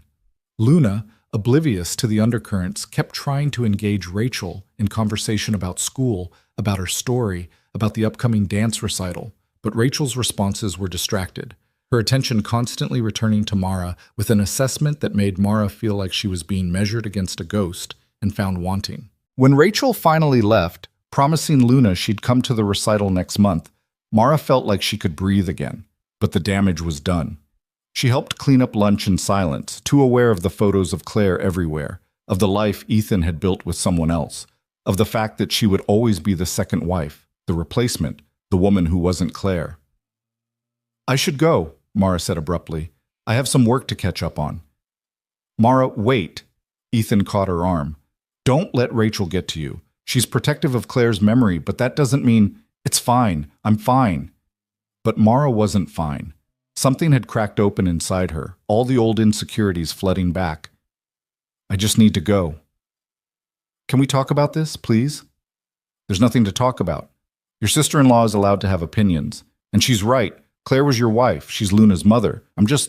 Mara trailed off, not sure how to finish that sentence. "Just what? The woman I'm falling in love with? The person who makes my daughter smile? The first person since Claire died who makes me feel like maybe I can have a future?" Ethan's voice was intense. "You're not just anything, Mara." But Mara pulled away. "I need space. I need to think." She left before he could argue, before Luna could come out and ask why she was leaving early, before she started crying in front of them and proved every insecurity right. She drove home on autopilot, Rachel's words echoing in her head. Claire had so many plans. Claire wanted siblings for Luna. Claire, Claire, Claire. How could she compete with a dead woman? How could she ever be enough when she'd always be compared to someone who existed now only in perfected memory? Mara spent the rest of the weekend not answering Ethan's calls or texts. She told herself she needed time to think, but really she was spiraling, letting every old wound reopen, convincing herself that this had all been too good to be true. On Monday morning, Jasmine showed up at her apartment with coffee and determination. "Okay, talk," Jasmine said, pushing past Mara into the living room. "Ethan called me in a panic saying you won't talk to him. What happened?" So Mara told her everything about Rachel's visit, the pointed questions, the constant references to Claire, the feeling of being insufficient. "And now I keep thinking, what am I doing?" Mara finished. "I can never be what Claire was to them. I can never be Luna's real mother. I'm just the woman who happened to be convenient after the tragedy." "Is that what Ethan said?" "No, but you're deciding what he feels instead of listening to what he's telling you?" Jasmine set down her coffee with more force than necessary. "Mara, this is what you do. Something good happens, and instead of trusting it, you invent reasons why it can't be real." "I'm not inventing this. Rachel made it very clear. Rachel is a grieving sister who's protective of her dead sister's family. That doesn't mean she's right. And it definitely doesn't give you permission to sabotage your own happiness." Jasmine leaned forward. "Do you love him?" The question hung in the air. Mara felt tears burning behind her eyes. "Yes, I love him. And I love Luna, and that's what makes this so terrifying." "Then stop running. Stop letting your fear make decisions for you. Talk to Ethan. Actually listen to what he's telling you instead of assuming the worst." Jasmine softened her voice. "You deserve this, Mara. You deserve love and family and happiness, but you have to believe you deserve it. No one can convince you of that if you refuse to believe it yourself." After Jasmine left, Mara stared at her phone for a long time. Finally, she typed out a message. "Can we talk? I'm sorry for running. You're right. We need to actually discuss this." Ethan's response was immediate.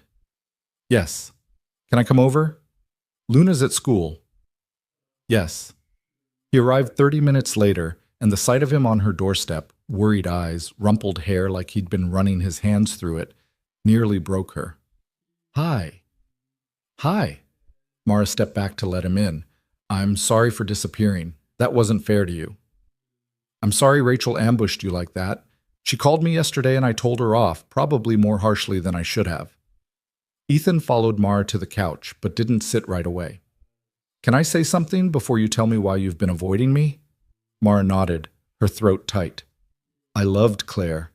She was my wife, Luna's mother, and losing her nearly destroyed me. Her memory is part of this house, part of our lives, and that's never going to change." Ethan's voice was steady but emotional. "But that doesn't mean there's no room for you. Love isn't finite. Hearts don't have maximum capacity.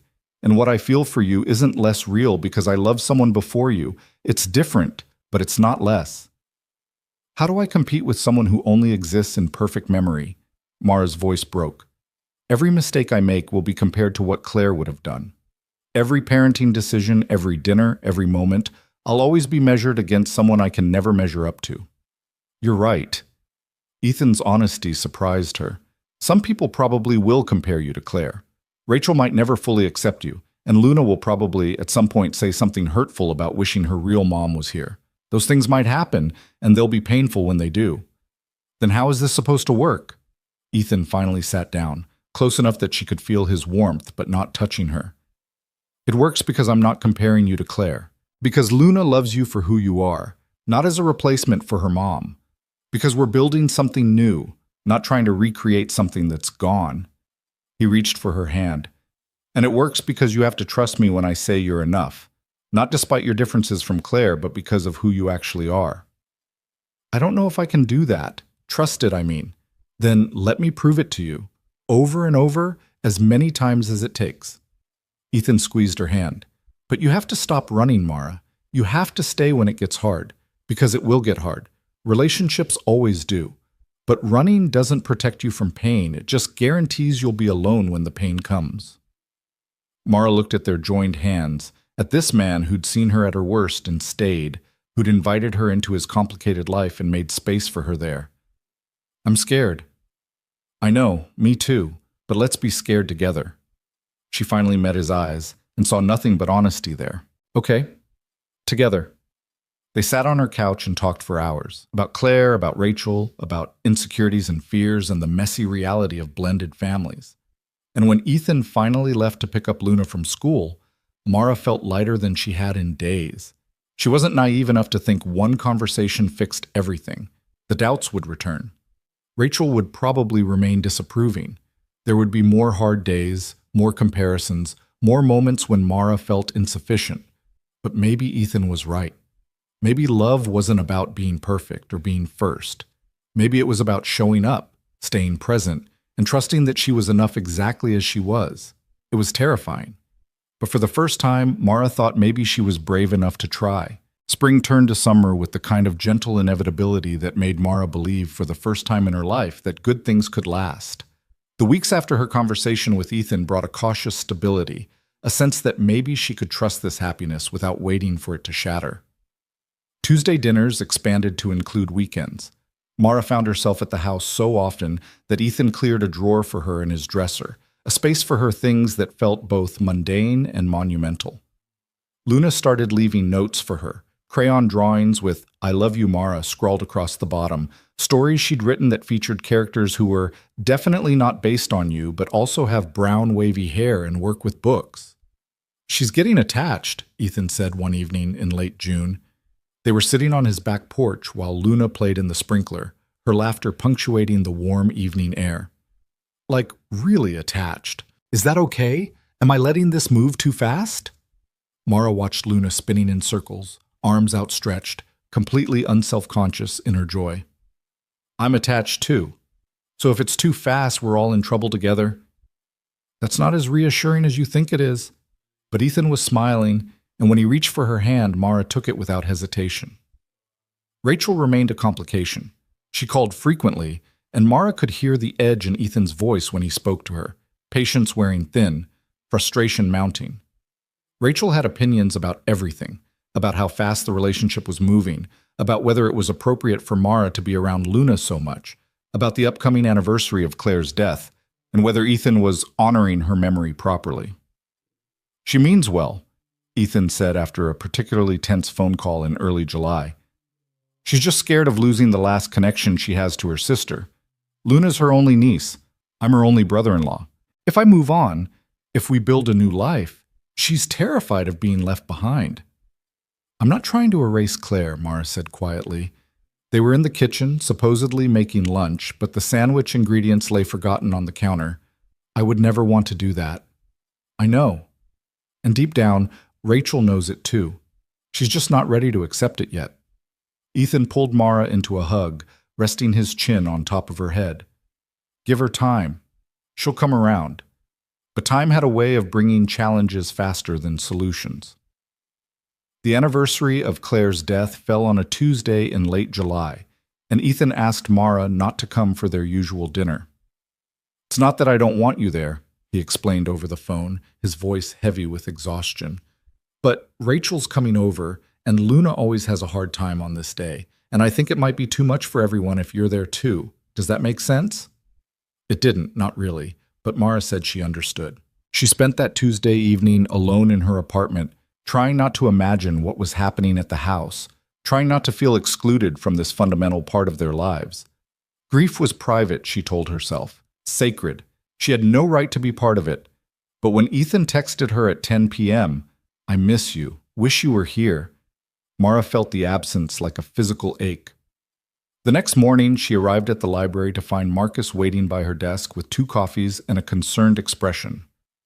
Okay, you look like you didn't sleep. What's wrong? He handed her a latte and leaned against her desk. And don't say nothing because I've known you too long for that to work. Mara sank into her chair and told him about the anniversary, about feeling shut out, about the growing sense that no matter how much she loved Ethan and Luna, there would always be parts of their life she couldn't access. That's rough, Marcus said sympathetically, but also kind of understandable. I mean, grieving is weird and personal. Maybe Ethan just didn't want you to see him at his worst. Or maybe he didn't want Rachel to see me at all. Maybe he's keeping us separate because he knows Rachel will never approve and it's easier to just maintain 2 different lives, the one with me and the one with his late wife's family. Or maybe you're catastrophizing again. Marcus's voice was gentle but firm. Have you actually talked to Ethan about how you felt about being excluded? Or are you just stewing in it? Mara stared at her coffee. I told him I understood. But did you actually understand or just say what you thought he wanted to hear? The question haunted Mara for the rest of the day. When Ethan called that evening, she answered with her heart pounding. Hey, how are you? His voice sounded raw, like he'd been crying. Yesterday was rough. I'm sorry I couldn't talk much. It's okay. How's Luna? Struggling. She had nightmares last night. Woke up crying for her mom. Ethan's voice cracked slightly. Rachel stayed over, which helped. She's better at handling the grief stuff than I am. She knew Claire longer, has more stories to share. Sometimes I feel like I'm failing Luna because I can't give her back what she lost. You're not failing her. You're giving her everything you have. Maybe. He didn't sound convinced. Can I see you this weekend? I need to see you. This week has been hell, and you're the only thing that makes it better. Mara felt something twist in her chest. She wanted to say yes, wanted to run to him, wanted to be whatever he needed, but Marcus's question echoed in her mind. Ethan, can I ask you something? Of course. Why didn't you want me there yesterday? And please, be honest. Not what you think I want to hear, the actual truth. The silence on the other end stretched long enough that Mara thought the call had dropped. Then Ethan said, because I didn't want you to see me like that. Broken and crying and completely non-functional. I didn't want you to have to take care of me and Luna and manage Rachel's emotions all at once. And honestly, I was scared that if you saw how hard this still is, how much I still grieve for her, you'd decide I'm not worth the effort. So you were protecting me? Or protecting yourself? Both. His honesty was jarring. I'm scared, Mara. Scared that I'm asking too much of you. Scared that you'll wake up one day and realize dating a widower with a traumatized kid and a hostile sister-in-law is more than you signed up for. Scared that I'm being selfish by dragging you into this mess when you could have someone easier, someone with less baggage. And yesterday, keeping me away? That was you deciding for me what I can handle? Yes. And that was wrong. I'm sorry. Mara closed her eyes, feeling the weight of unspoken words pressing against her chest. I need you to stop doing that. Stop deciding what's too much for me. Stop protecting me from the hard parts of your life. If we're building something real, I need to be part of all of it, not just the good days and the Tuesday dinners. I need to be there when it's ugly and painful too. What if it scares you away? Then it scares me away. But let that be my choice, not yours. Mara's voice strengthened. I love you, Ethan. I've been too scared to say it out loud, but I do. I love you, and I love Luna, and I want to be part of this family, but I can't do that if you keep shutting me out of the parts you think are too messy. The silence that followed was different this time, charged with emotion rather than uncertainty. You love me? Ethan's voice was barely a whisper. Yes. Even though it terrifies me, even though I'm not sure I deserve it, even though… Mara, stop. You do deserve it. You deserve everything. She could hear him moving, probably pacing like he did when he was processing strong emotions. I love you too. I've loved you for weeks, maybe months. And you're right. I've been an idiot trying to protect you from things you're strong enough to handle. It won't be easy changing that pattern, but I'll try. I promise, I'll try. That's all I'm asking. Just let me in, all the way in. They talked until after midnight, establishing new ground rules. Honesty over protection. Difficult conversations over comfortable silence. Trust that Mara was strong enough to handle the reality of loving a man who'd lost his wife, of helping raise a child who still grieved her mother. The following Saturday, Ethan invited Mara to the cemetery. It was the first time he'd asked her to come to something related to Claire, and Mara's hand shook as she met them in the parking lot. Luna was clutching a bouquet of wildflowers, her face solemn in a way that made her look older than 7. You came, Luna said, and relief flooded her features. I wanted you here. Is that okay? More than okay, sweetheart. Mara knelt down to Luna's level. Thank you for wanting me here. They walked together to Claire's grave, a simple headstone with her name, dates, and the inscription, Beloved Wife and Mother. Ethan placed his hand on the stone, and Mara saw his shoulders shake with silent tears. Luna set down the flowers carefully, then looked up at Mara with eyes too wise for her age.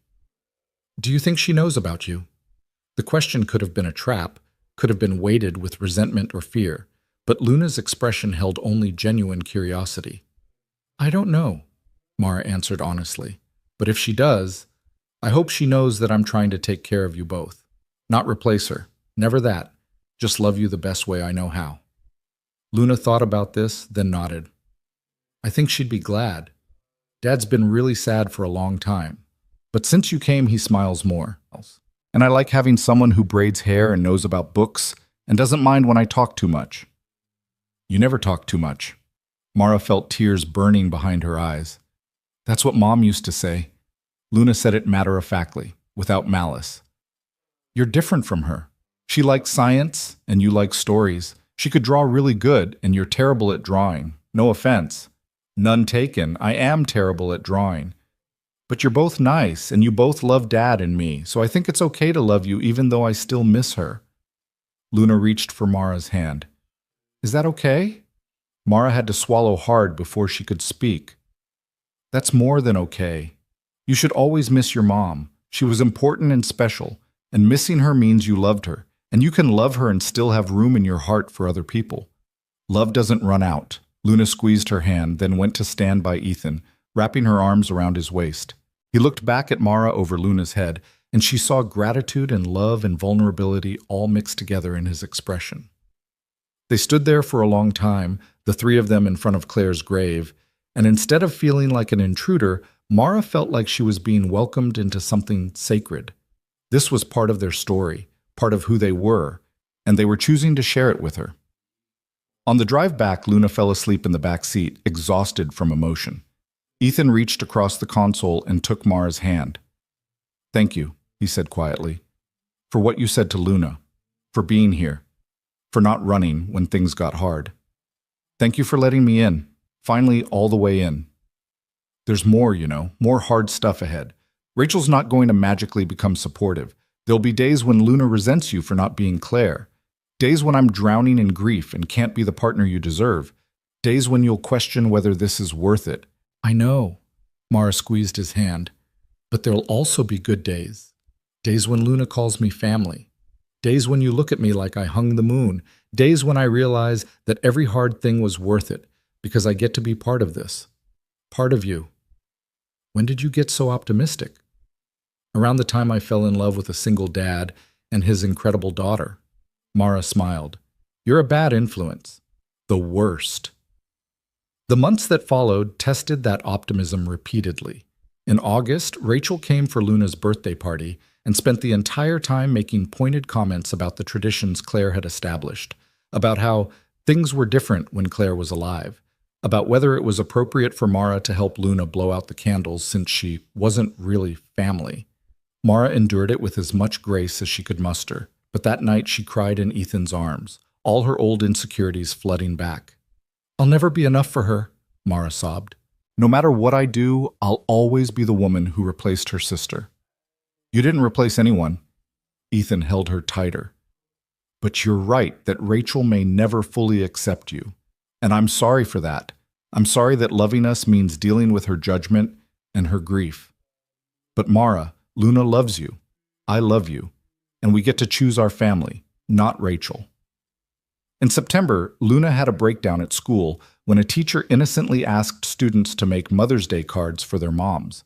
She called Ethan in tears, and when he couldn't leave work immediately, she asked for Mara. Mara left the library in the middle of cataloging a new shipment and drove to the school with her heart in her throat. She found Luna in the counselor's office, face blotchy from crying, clutching a half-made card that read, "To my Mo," before the writing dissolved into scribbles. "I don't have a mom to give it to," Luna said when she saw Mara. "Everyone else has a mom, but mine is dead and it's not fair." Mara sat beside her and pulled her close. "You're right.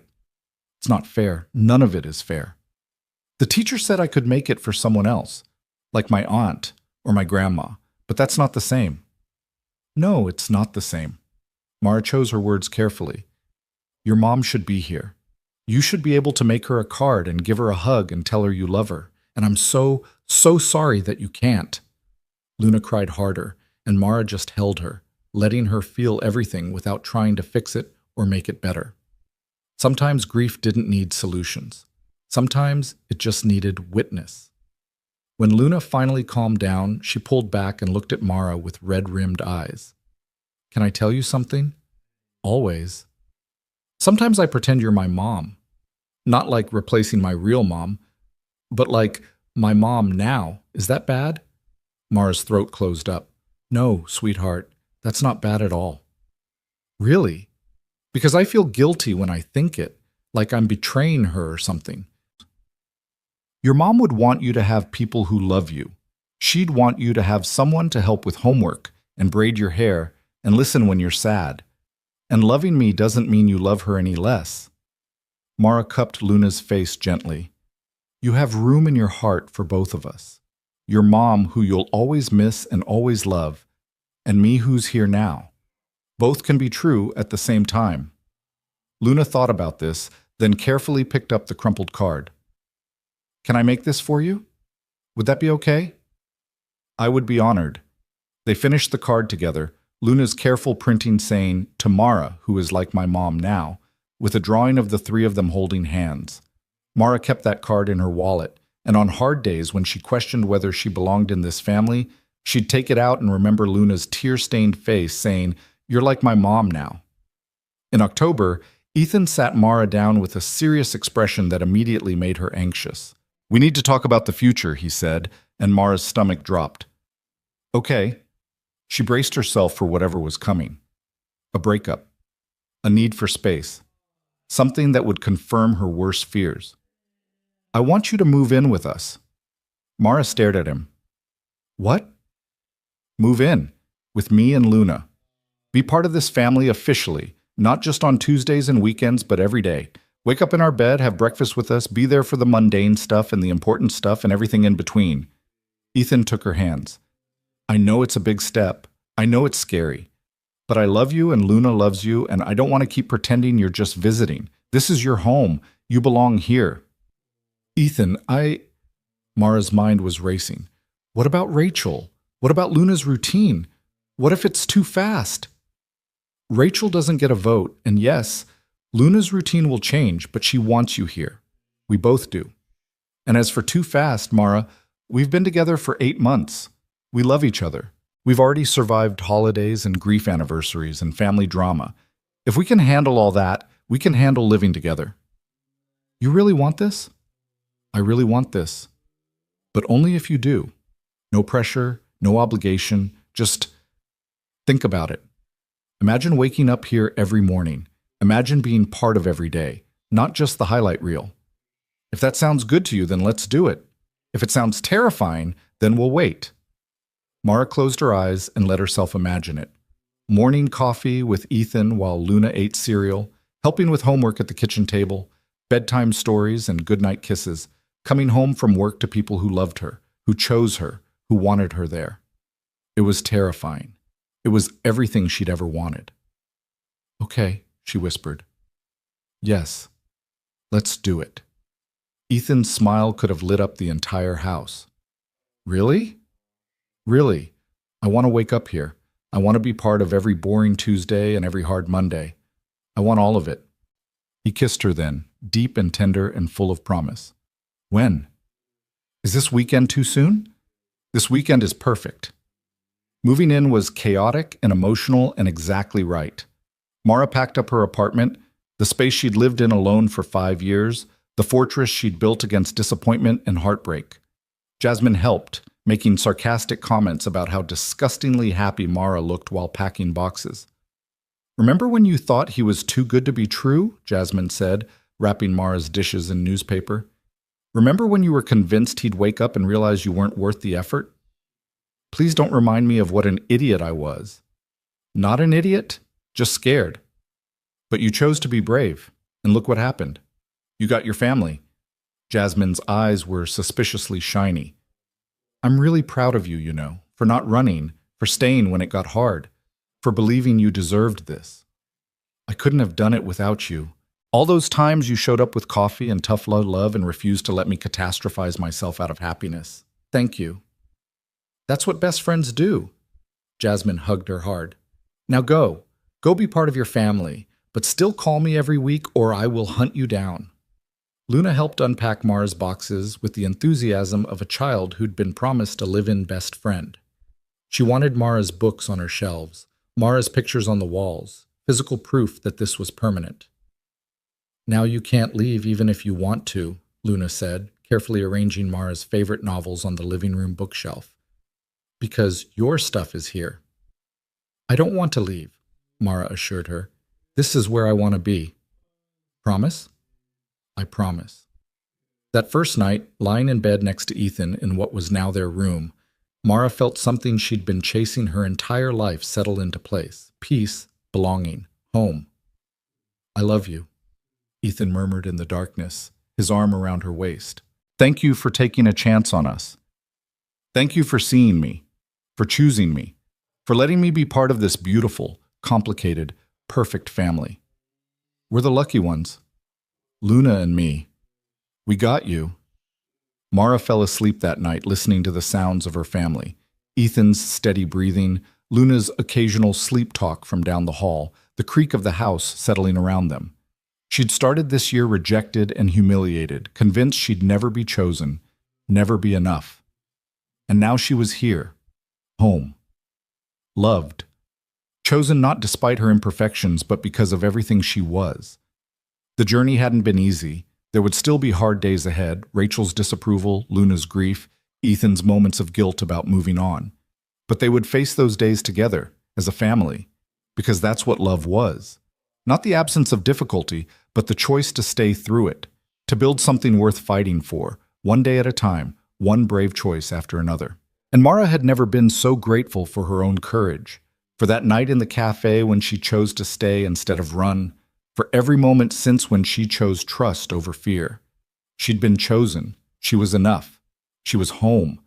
And that was worth everything. The first snow of December came early that year, blanketing everything in white silence. Mara stood at the kitchen window watching Luna build a snowman in the backyard, her daughter's. And yes, she thought of Luna as her daughter now. Laughter echoing through the crisp morning air. It had been just over a year since that terrible night at Rosewood Café, and sometimes Mara still couldn't believe this was her life. "Coffee's ready," Ethan said, sliding his arms around her waist from behind and resting his chin on her shoulder. "What are you thinking about?" "How different everything is. How a year ago I was convinced I'd be alone forever, and now I'm standing in our kitchen watching our daughter build a snowman." Mara leaned back into his warmth. "It feels like a dream sometimes." Best dream I've ever had. He kissed her temple. Though I could do without Rachel calling at 7 a.m. on a Saturday. Mara tensed slightly. What did she want? To inform me that she's coming for Christmas and bringing her new boyfriend. Apparently she wants us all to have dinner together, which is either a peace offering or a setup for disaster. I honestly can't tell which. Ethan sighed. I told her she's welcome to come, but that you're part of this family, and if she can't be civil, she should reconsider. You said that? Mara turned in his arms to look at him. Ethan, she's Claire's sister. I don't want to be the reason you two have a falling out. You're not the reason. Her inability to accept that I'm allowed to move on is the reason. His expression was firm. I've been patient, Mara. I've made excuses for her behavior, tried to understand her grief. But it's been over a year and she still treats you like you're temporary. Like you're not Luna's parent, not my partner, not part of this family, and I'm done with it. Before Mara could respond, Luna burst through the back door in a cloud of cold air and snow. Mara, Dad, come see! I made the snowman look like Mr. Peterson from school with the weird mustache. They bundled up and went outside, and the conversation about Rachel was temporarily forgotten in the chaos of snowball fights and hot chocolate, but it lingered in the back of Mara's mind like an unresolved chord, waiting to resolve into either harmony or discord. The weeks leading up to Christmas were a blur of preparation. Luna insisted on making homemade decorations, which meant their house looked like a craft store had exploded in every room. Mara didn't mind. She loved the chaos, loved the way Luna would appear at her elbow with glitter-covered hands asking for help, loved the normalcy of complaining about finding sequins in her coffee while secretly treasuring every moment. Work at the library was busy with the holiday rush, but Marcus noticed the difference in her. You're different this year, he observed during their lunch break 2 weeks before Christmas. Lighter, like you're not carrying the weight of the world anymore. I'm happy, Mara said simply. Really, genuinely happy. Is that weird? It's wonderful, but also slightly nauseating for those of us still navigating the dating wasteland. Marcus grinned. Seriously, though, I'm glad for you. You deserve this. I'm starting to believe that. Finally. Mara took a bite of her sandwich. Though I'd be lying if I said I wasn't terrified about Christmas. Rachel's coming with her boyfriend, and I have no idea if she's going to be civil or if it's going to be a disaster. What does Ethan say? That he has my back, that Rachel doesn't get to dictate how our family works, but she's still Luna's aunt, still Claire's sister. I don't want to be the wedge that splits them apart. Mara. Marcus set down his food and looked at her seriously. You're not a wedge. You're a bridge. You're the person who helped that family heal, who gave Luna a mother figure, who made Ethan believe in love again. If Rachel can't see that, it's her loss, not yours. His words stayed with Mara as Christmas approached. She bought Rachel a thoughtful gift, a photo album she'd carefully assembled with pictures of Claire and Luna, photos Rachel had probably never seen from Ethan's collection. It was a peace offering, an acknowledgement that Claire's memory was important, that Mara wasn't trying to erase her. This is beautiful, Ethan said when Mara showed it to him on Christmas Eve. Luna was already asleep, visions of presents dancing in her head, and they sat together on the couch, surrounded by half-wrapped gifts and rolls of wrapping paper. Rachel's going to be moved by this. Or she's going to think I'm trying too hard. Mara fidgeted with the ribbon. I just want her to know that I understand, that Claire was important, that she'll always be important, and that I'm not trying to replace her. You've never tried to replace her. You've just loved us, exactly as we are, which is more than enough. Ethan pulled her closer. Whatever happens tomorrow, we face it together. Okay? Okay. Christmas morning arrived with Luna's excited squeals at 6 a.m. They opened presents in their pajamas, a tradition Ethan said Claire had started and that Mara had happily continued.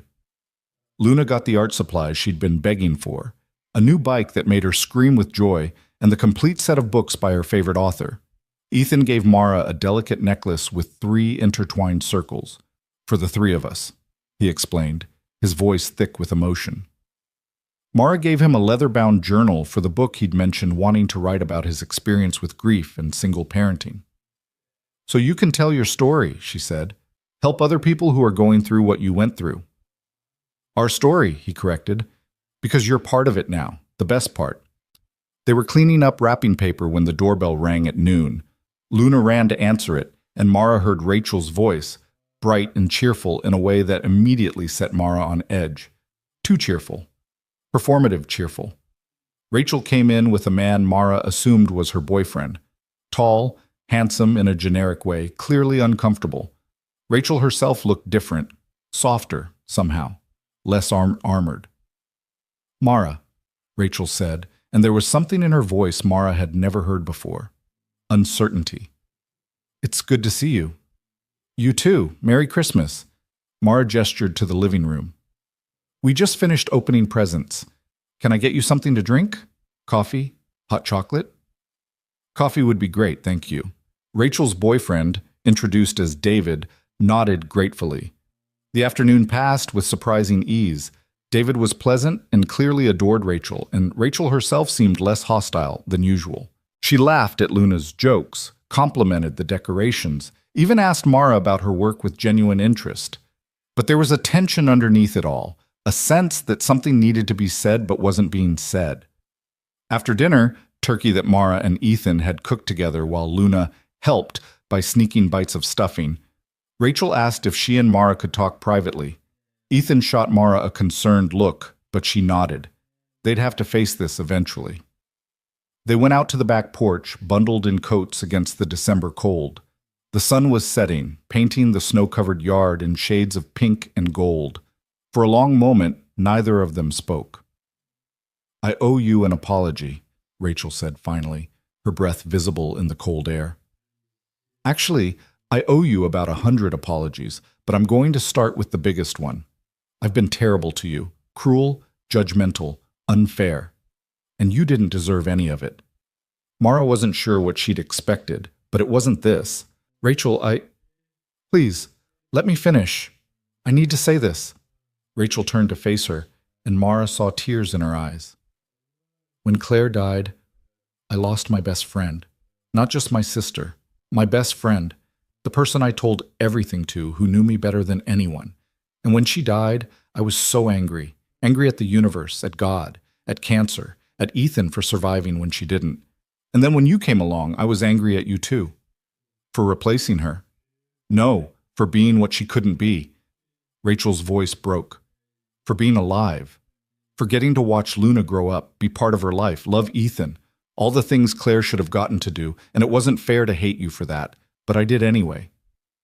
Mara felt tears burning behind her own eyes. "I can't imagine how hard that's been. Watching your sister's family move on without her." "That's just it, though. You haven't moved on without her. You've honored her memory. You've taught Luna that she can love her mom and love you.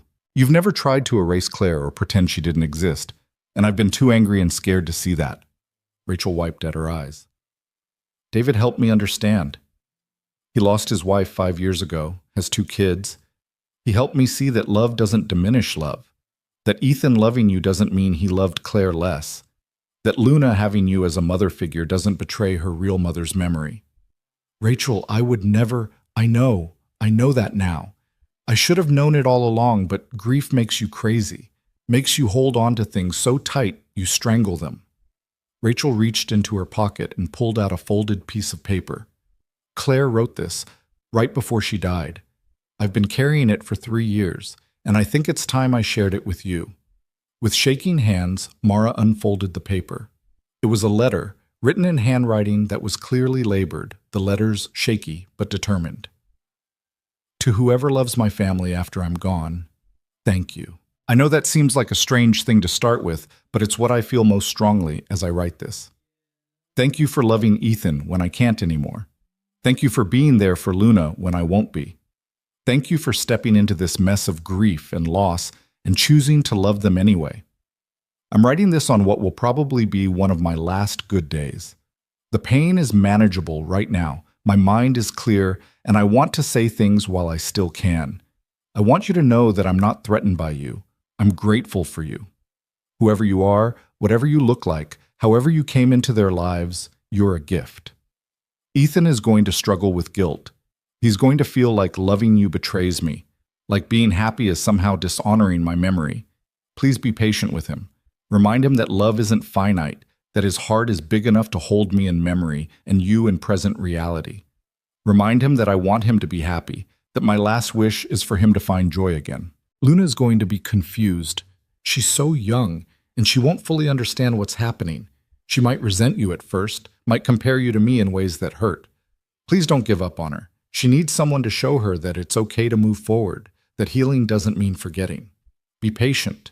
Be constant. Love her even when she can't love you back. And for yourself, don't let anyone make you feel like you're second best. You're not a replacement. You're a continuation of our family's story. You're the next chapter, and you deserve to be celebrated for being brave enough to love people who are broken.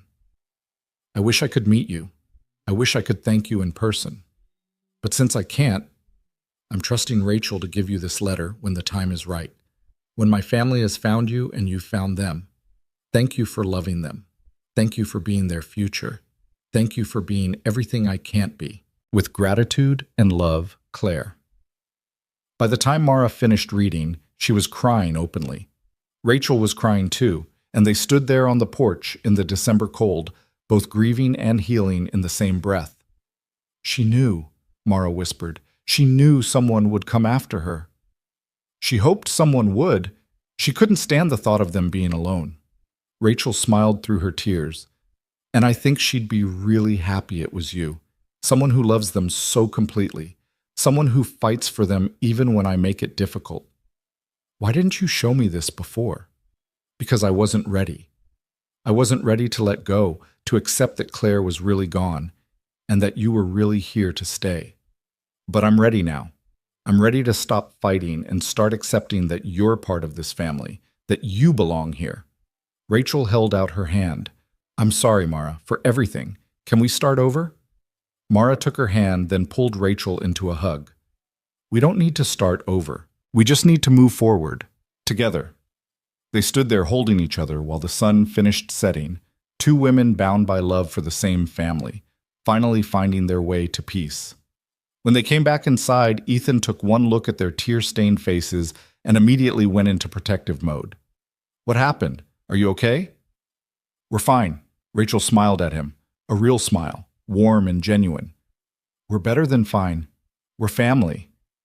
The rest of the evening passed in a glow of newfound peace. Rachel asked Mara questions about her work, her childhood, her interests, actually getting to know her as a person rather than viewing her as a threat. David shared stories about his own journey through widowhood and finding love again. Luna fell asleep on the couch between Mara and Rachel, one hand holding each of theirs. After Rachel and David left, Ethan pulled Mara into his arms. What happened out there? Mara told him about the letter, about Rachel's apology, about the breakthrough they'd finally reached. Ethan held her tighter with every word. Claire would have loved you, he said when she finished, would have been so grateful that you found us, that you stayed, that you loved Luna like your own. I do love her like my own. She is my own, in every way that matters. I know, and that's why... Ethan pulled back and reached into his pocket. That's why I want to ask you something. Mara's heart stopped as he pulled out a small velvet box. I've been carrying this around for a month, waiting for the right moment, and I realized tonight that there's no such thing as a perfect moment. There's just now and us and the family we've built together. Ethan opened the box to reveal a simple, elegant ring. Mara Collins, will you marry me? Will you officially become Luna's mother and my wife? Will you let me spend the rest of my life showing you how much you're loved and valued and cherished? Yes. The word came out choked with happy tears. Yes, absolutely yes. He slipped the ring on her finger, and it fit perfectly. Of course it did. Everything about them fit perfectly, even the imperfect parts. Dad? Mara? Why are you crying? Luna's sleepy voice came from the doorway. She'd woken up and wandered out of her room, rubbing her eyes. Come here, sweetheart. Mara held out her arms, and Luna climbed into her lap. Dad just asked me to marry him. We're going to be a family, officially. Luna's eyes went wide. Really? Like, you'll be my real mom? I'm already your real mom, in all the ways that count. But yes, officially, if that's okay with you. Okay with me? Luna threw her arms around Mara's neck. It's the best thing ever. Can I call you Mom now instead of Mara? Mara looked at Ethan over Luna's head, and he nodded, his eyes shining with tears. If you want to, sweetheart, I would be honored. Mom, Luna tested the word, then grinned. Mom, Mom, Mom, I have a mom again. They stayed up late that night, the three of them, making plans for the wedding and talking about their future. Luna wanted to be the flower girl and insisted that the wedding had to have purple flowers because purple was her favorite color. Ethan wanted something small and intimate, just close friends and family. Mara just wanted to be married to him, didn't care about the details as long as they ended up as a family. When they finally got Luna back to bed, Mara and Ethan lay together in their room, her head on his chest, his fingers playing with her hair. I can't believe this is my life, Mara whispered. A year ago, I was sitting in that cafe, being told I was too fat to love. And now I'm here, engaged to the most amazing man, about to officially become a mother to the most incredible little girl. How did this happen? You chose to stay. That night at the cafe, when every instinct probably told you to run, you chose to stay. And you've kept choosing to stay every day since, even when it was hard. Especially when it was hard. Ethan kissed the top of her head. You're the bravest person I know. I was terrified the entire time. Bravery isn't the absence of fear, it's doing the thing anyway. He tilted her face up to look at him. You gave us back our future, Mara. You walked into our broken little family and helped us heal. You gave Luna a mother and me a partner, and both of us hoped that we could be happy again. That's not nothing, that's everything. You gave me everything too. You saw me when everyone else looked past me. You chose me when I'd been rejected. You loved me exactly as I am, without asking me to change or be different or be less. You gave me a family when I thought I'd always be alone. So we saved each other. Yeah, we did. They got married that spring in the backyard with purple flowers everywhere, and Luna as the flower girl in a dress she'd helped pick out. Jasmine was Mara's maid of honor, crying through the entire ceremony.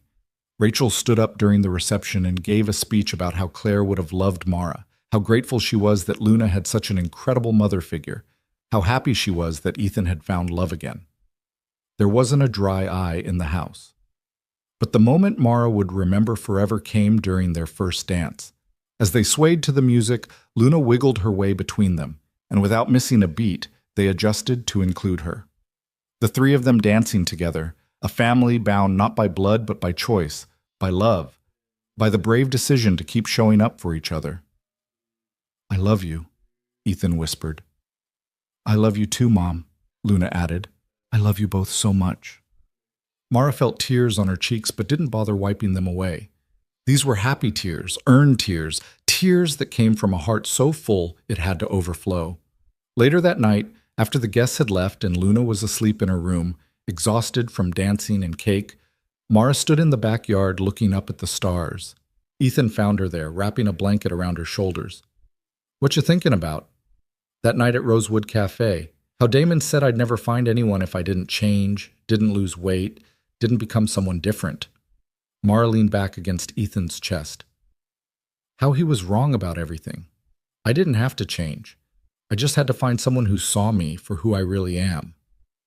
And who you really are is pretty spectacular. I'm learning to believe that. Finally, she turned to face him. Thank you for being the person who helped me see it. For being at that cafe that night. For standing up for me when you didn't have to. For asking me to stay. Thank you for saying yes. For taking a chance on a broken widower and his traumatized kid. For building a life with us even when it was messy and complicated and Rachel made it difficult. Ethan cupped her face in his hands. I told you that night that you were beautiful, that Damon was just too shallow to see it. I meant it then, and I mean it even more now. You're beautiful, Mara Ward, inside and out, and I'm the luckiest man alive because I get to love you. Mara Ward, she repeated, testing her new name. I like the sound of that. Me too. It sounds like home. And it was home. Not the house, though that was full of love and laughter and Luna's artwork covering every available surface. Not the town or the street or the physical space. Home was this, standing under the stars with the man she loved, knowing their daughter slept safely inside, knowing they'd built something real and lasting from the ashes of tragedy and rejection. Home was choosing each other every single day. Home was believing she deserved to be chosen. Home was love in all its messy, complicated, absolutely perfect glory. Years later, when Luna was 16 and working on a school project about formative moments, she'd interview Mara about that night at the cafe. "Do you ever think about what would have happened if you'd left instead of staying?" Luna would ask. "If you'd let Damon chase you away?" "All the time," Mara would answer honestly. "I think about how close I came to running, to letting fear and shame make my decisions. And I'm so grateful I stayed. Not just because I found your dad, but because I found myself. I found the courage to believe I was worth loving. And now you help other people find that courage." Luna would gesture to the book on the table, the memoir Mara had published about body image, rejection, and finding love in unexpected places. It had become a bestseller, helped thousands of people struggling with similar issues. I try because I remember how alone I felt that night, how convinced I was that Damon was right, that I'd never be enough. And if my story can help even one person feel less alone, it's worth sharing. Dad says you're the bravest person he knows. Your dad's biased. Maybe, but he's also right. But all of that was still in the future. On this spring night, newly married and surrounded by love, Mara simply stood in her backyard with her husband's arms around her and let herself feel the full weight of her joy. She'd been rejected for being too much, too big, too different, too imperfect for someone as shallow as Damon. And that rejection had led her here, to people who loved her not in spite of her imperfections, but as a complete package, to a family that chose her daily, to a little girl who called her mom, to a man who'd proven over and over that she was worth fighting for. Sometimes the worst moments of your life really do become the doorway to everything you've been waiting for. Sometimes cruelty paves the way for kindness. Sometimes rejection leads to the deepest acceptance you've ever known. And sometimes a single dad at the next table walks over and changes your entire life. "Ready to go inside?" Ethan asked, kissing her temple. "Ready." Mara took his hand, and together they walked back to their home, their family, their future. She'd been told she wasn't enough, but here, in this life she'd built one brave choice at a time, she'd discovered the truth. She'd always been enough. She just needed to find people who could see it. And now, finally, she could see it too. The end.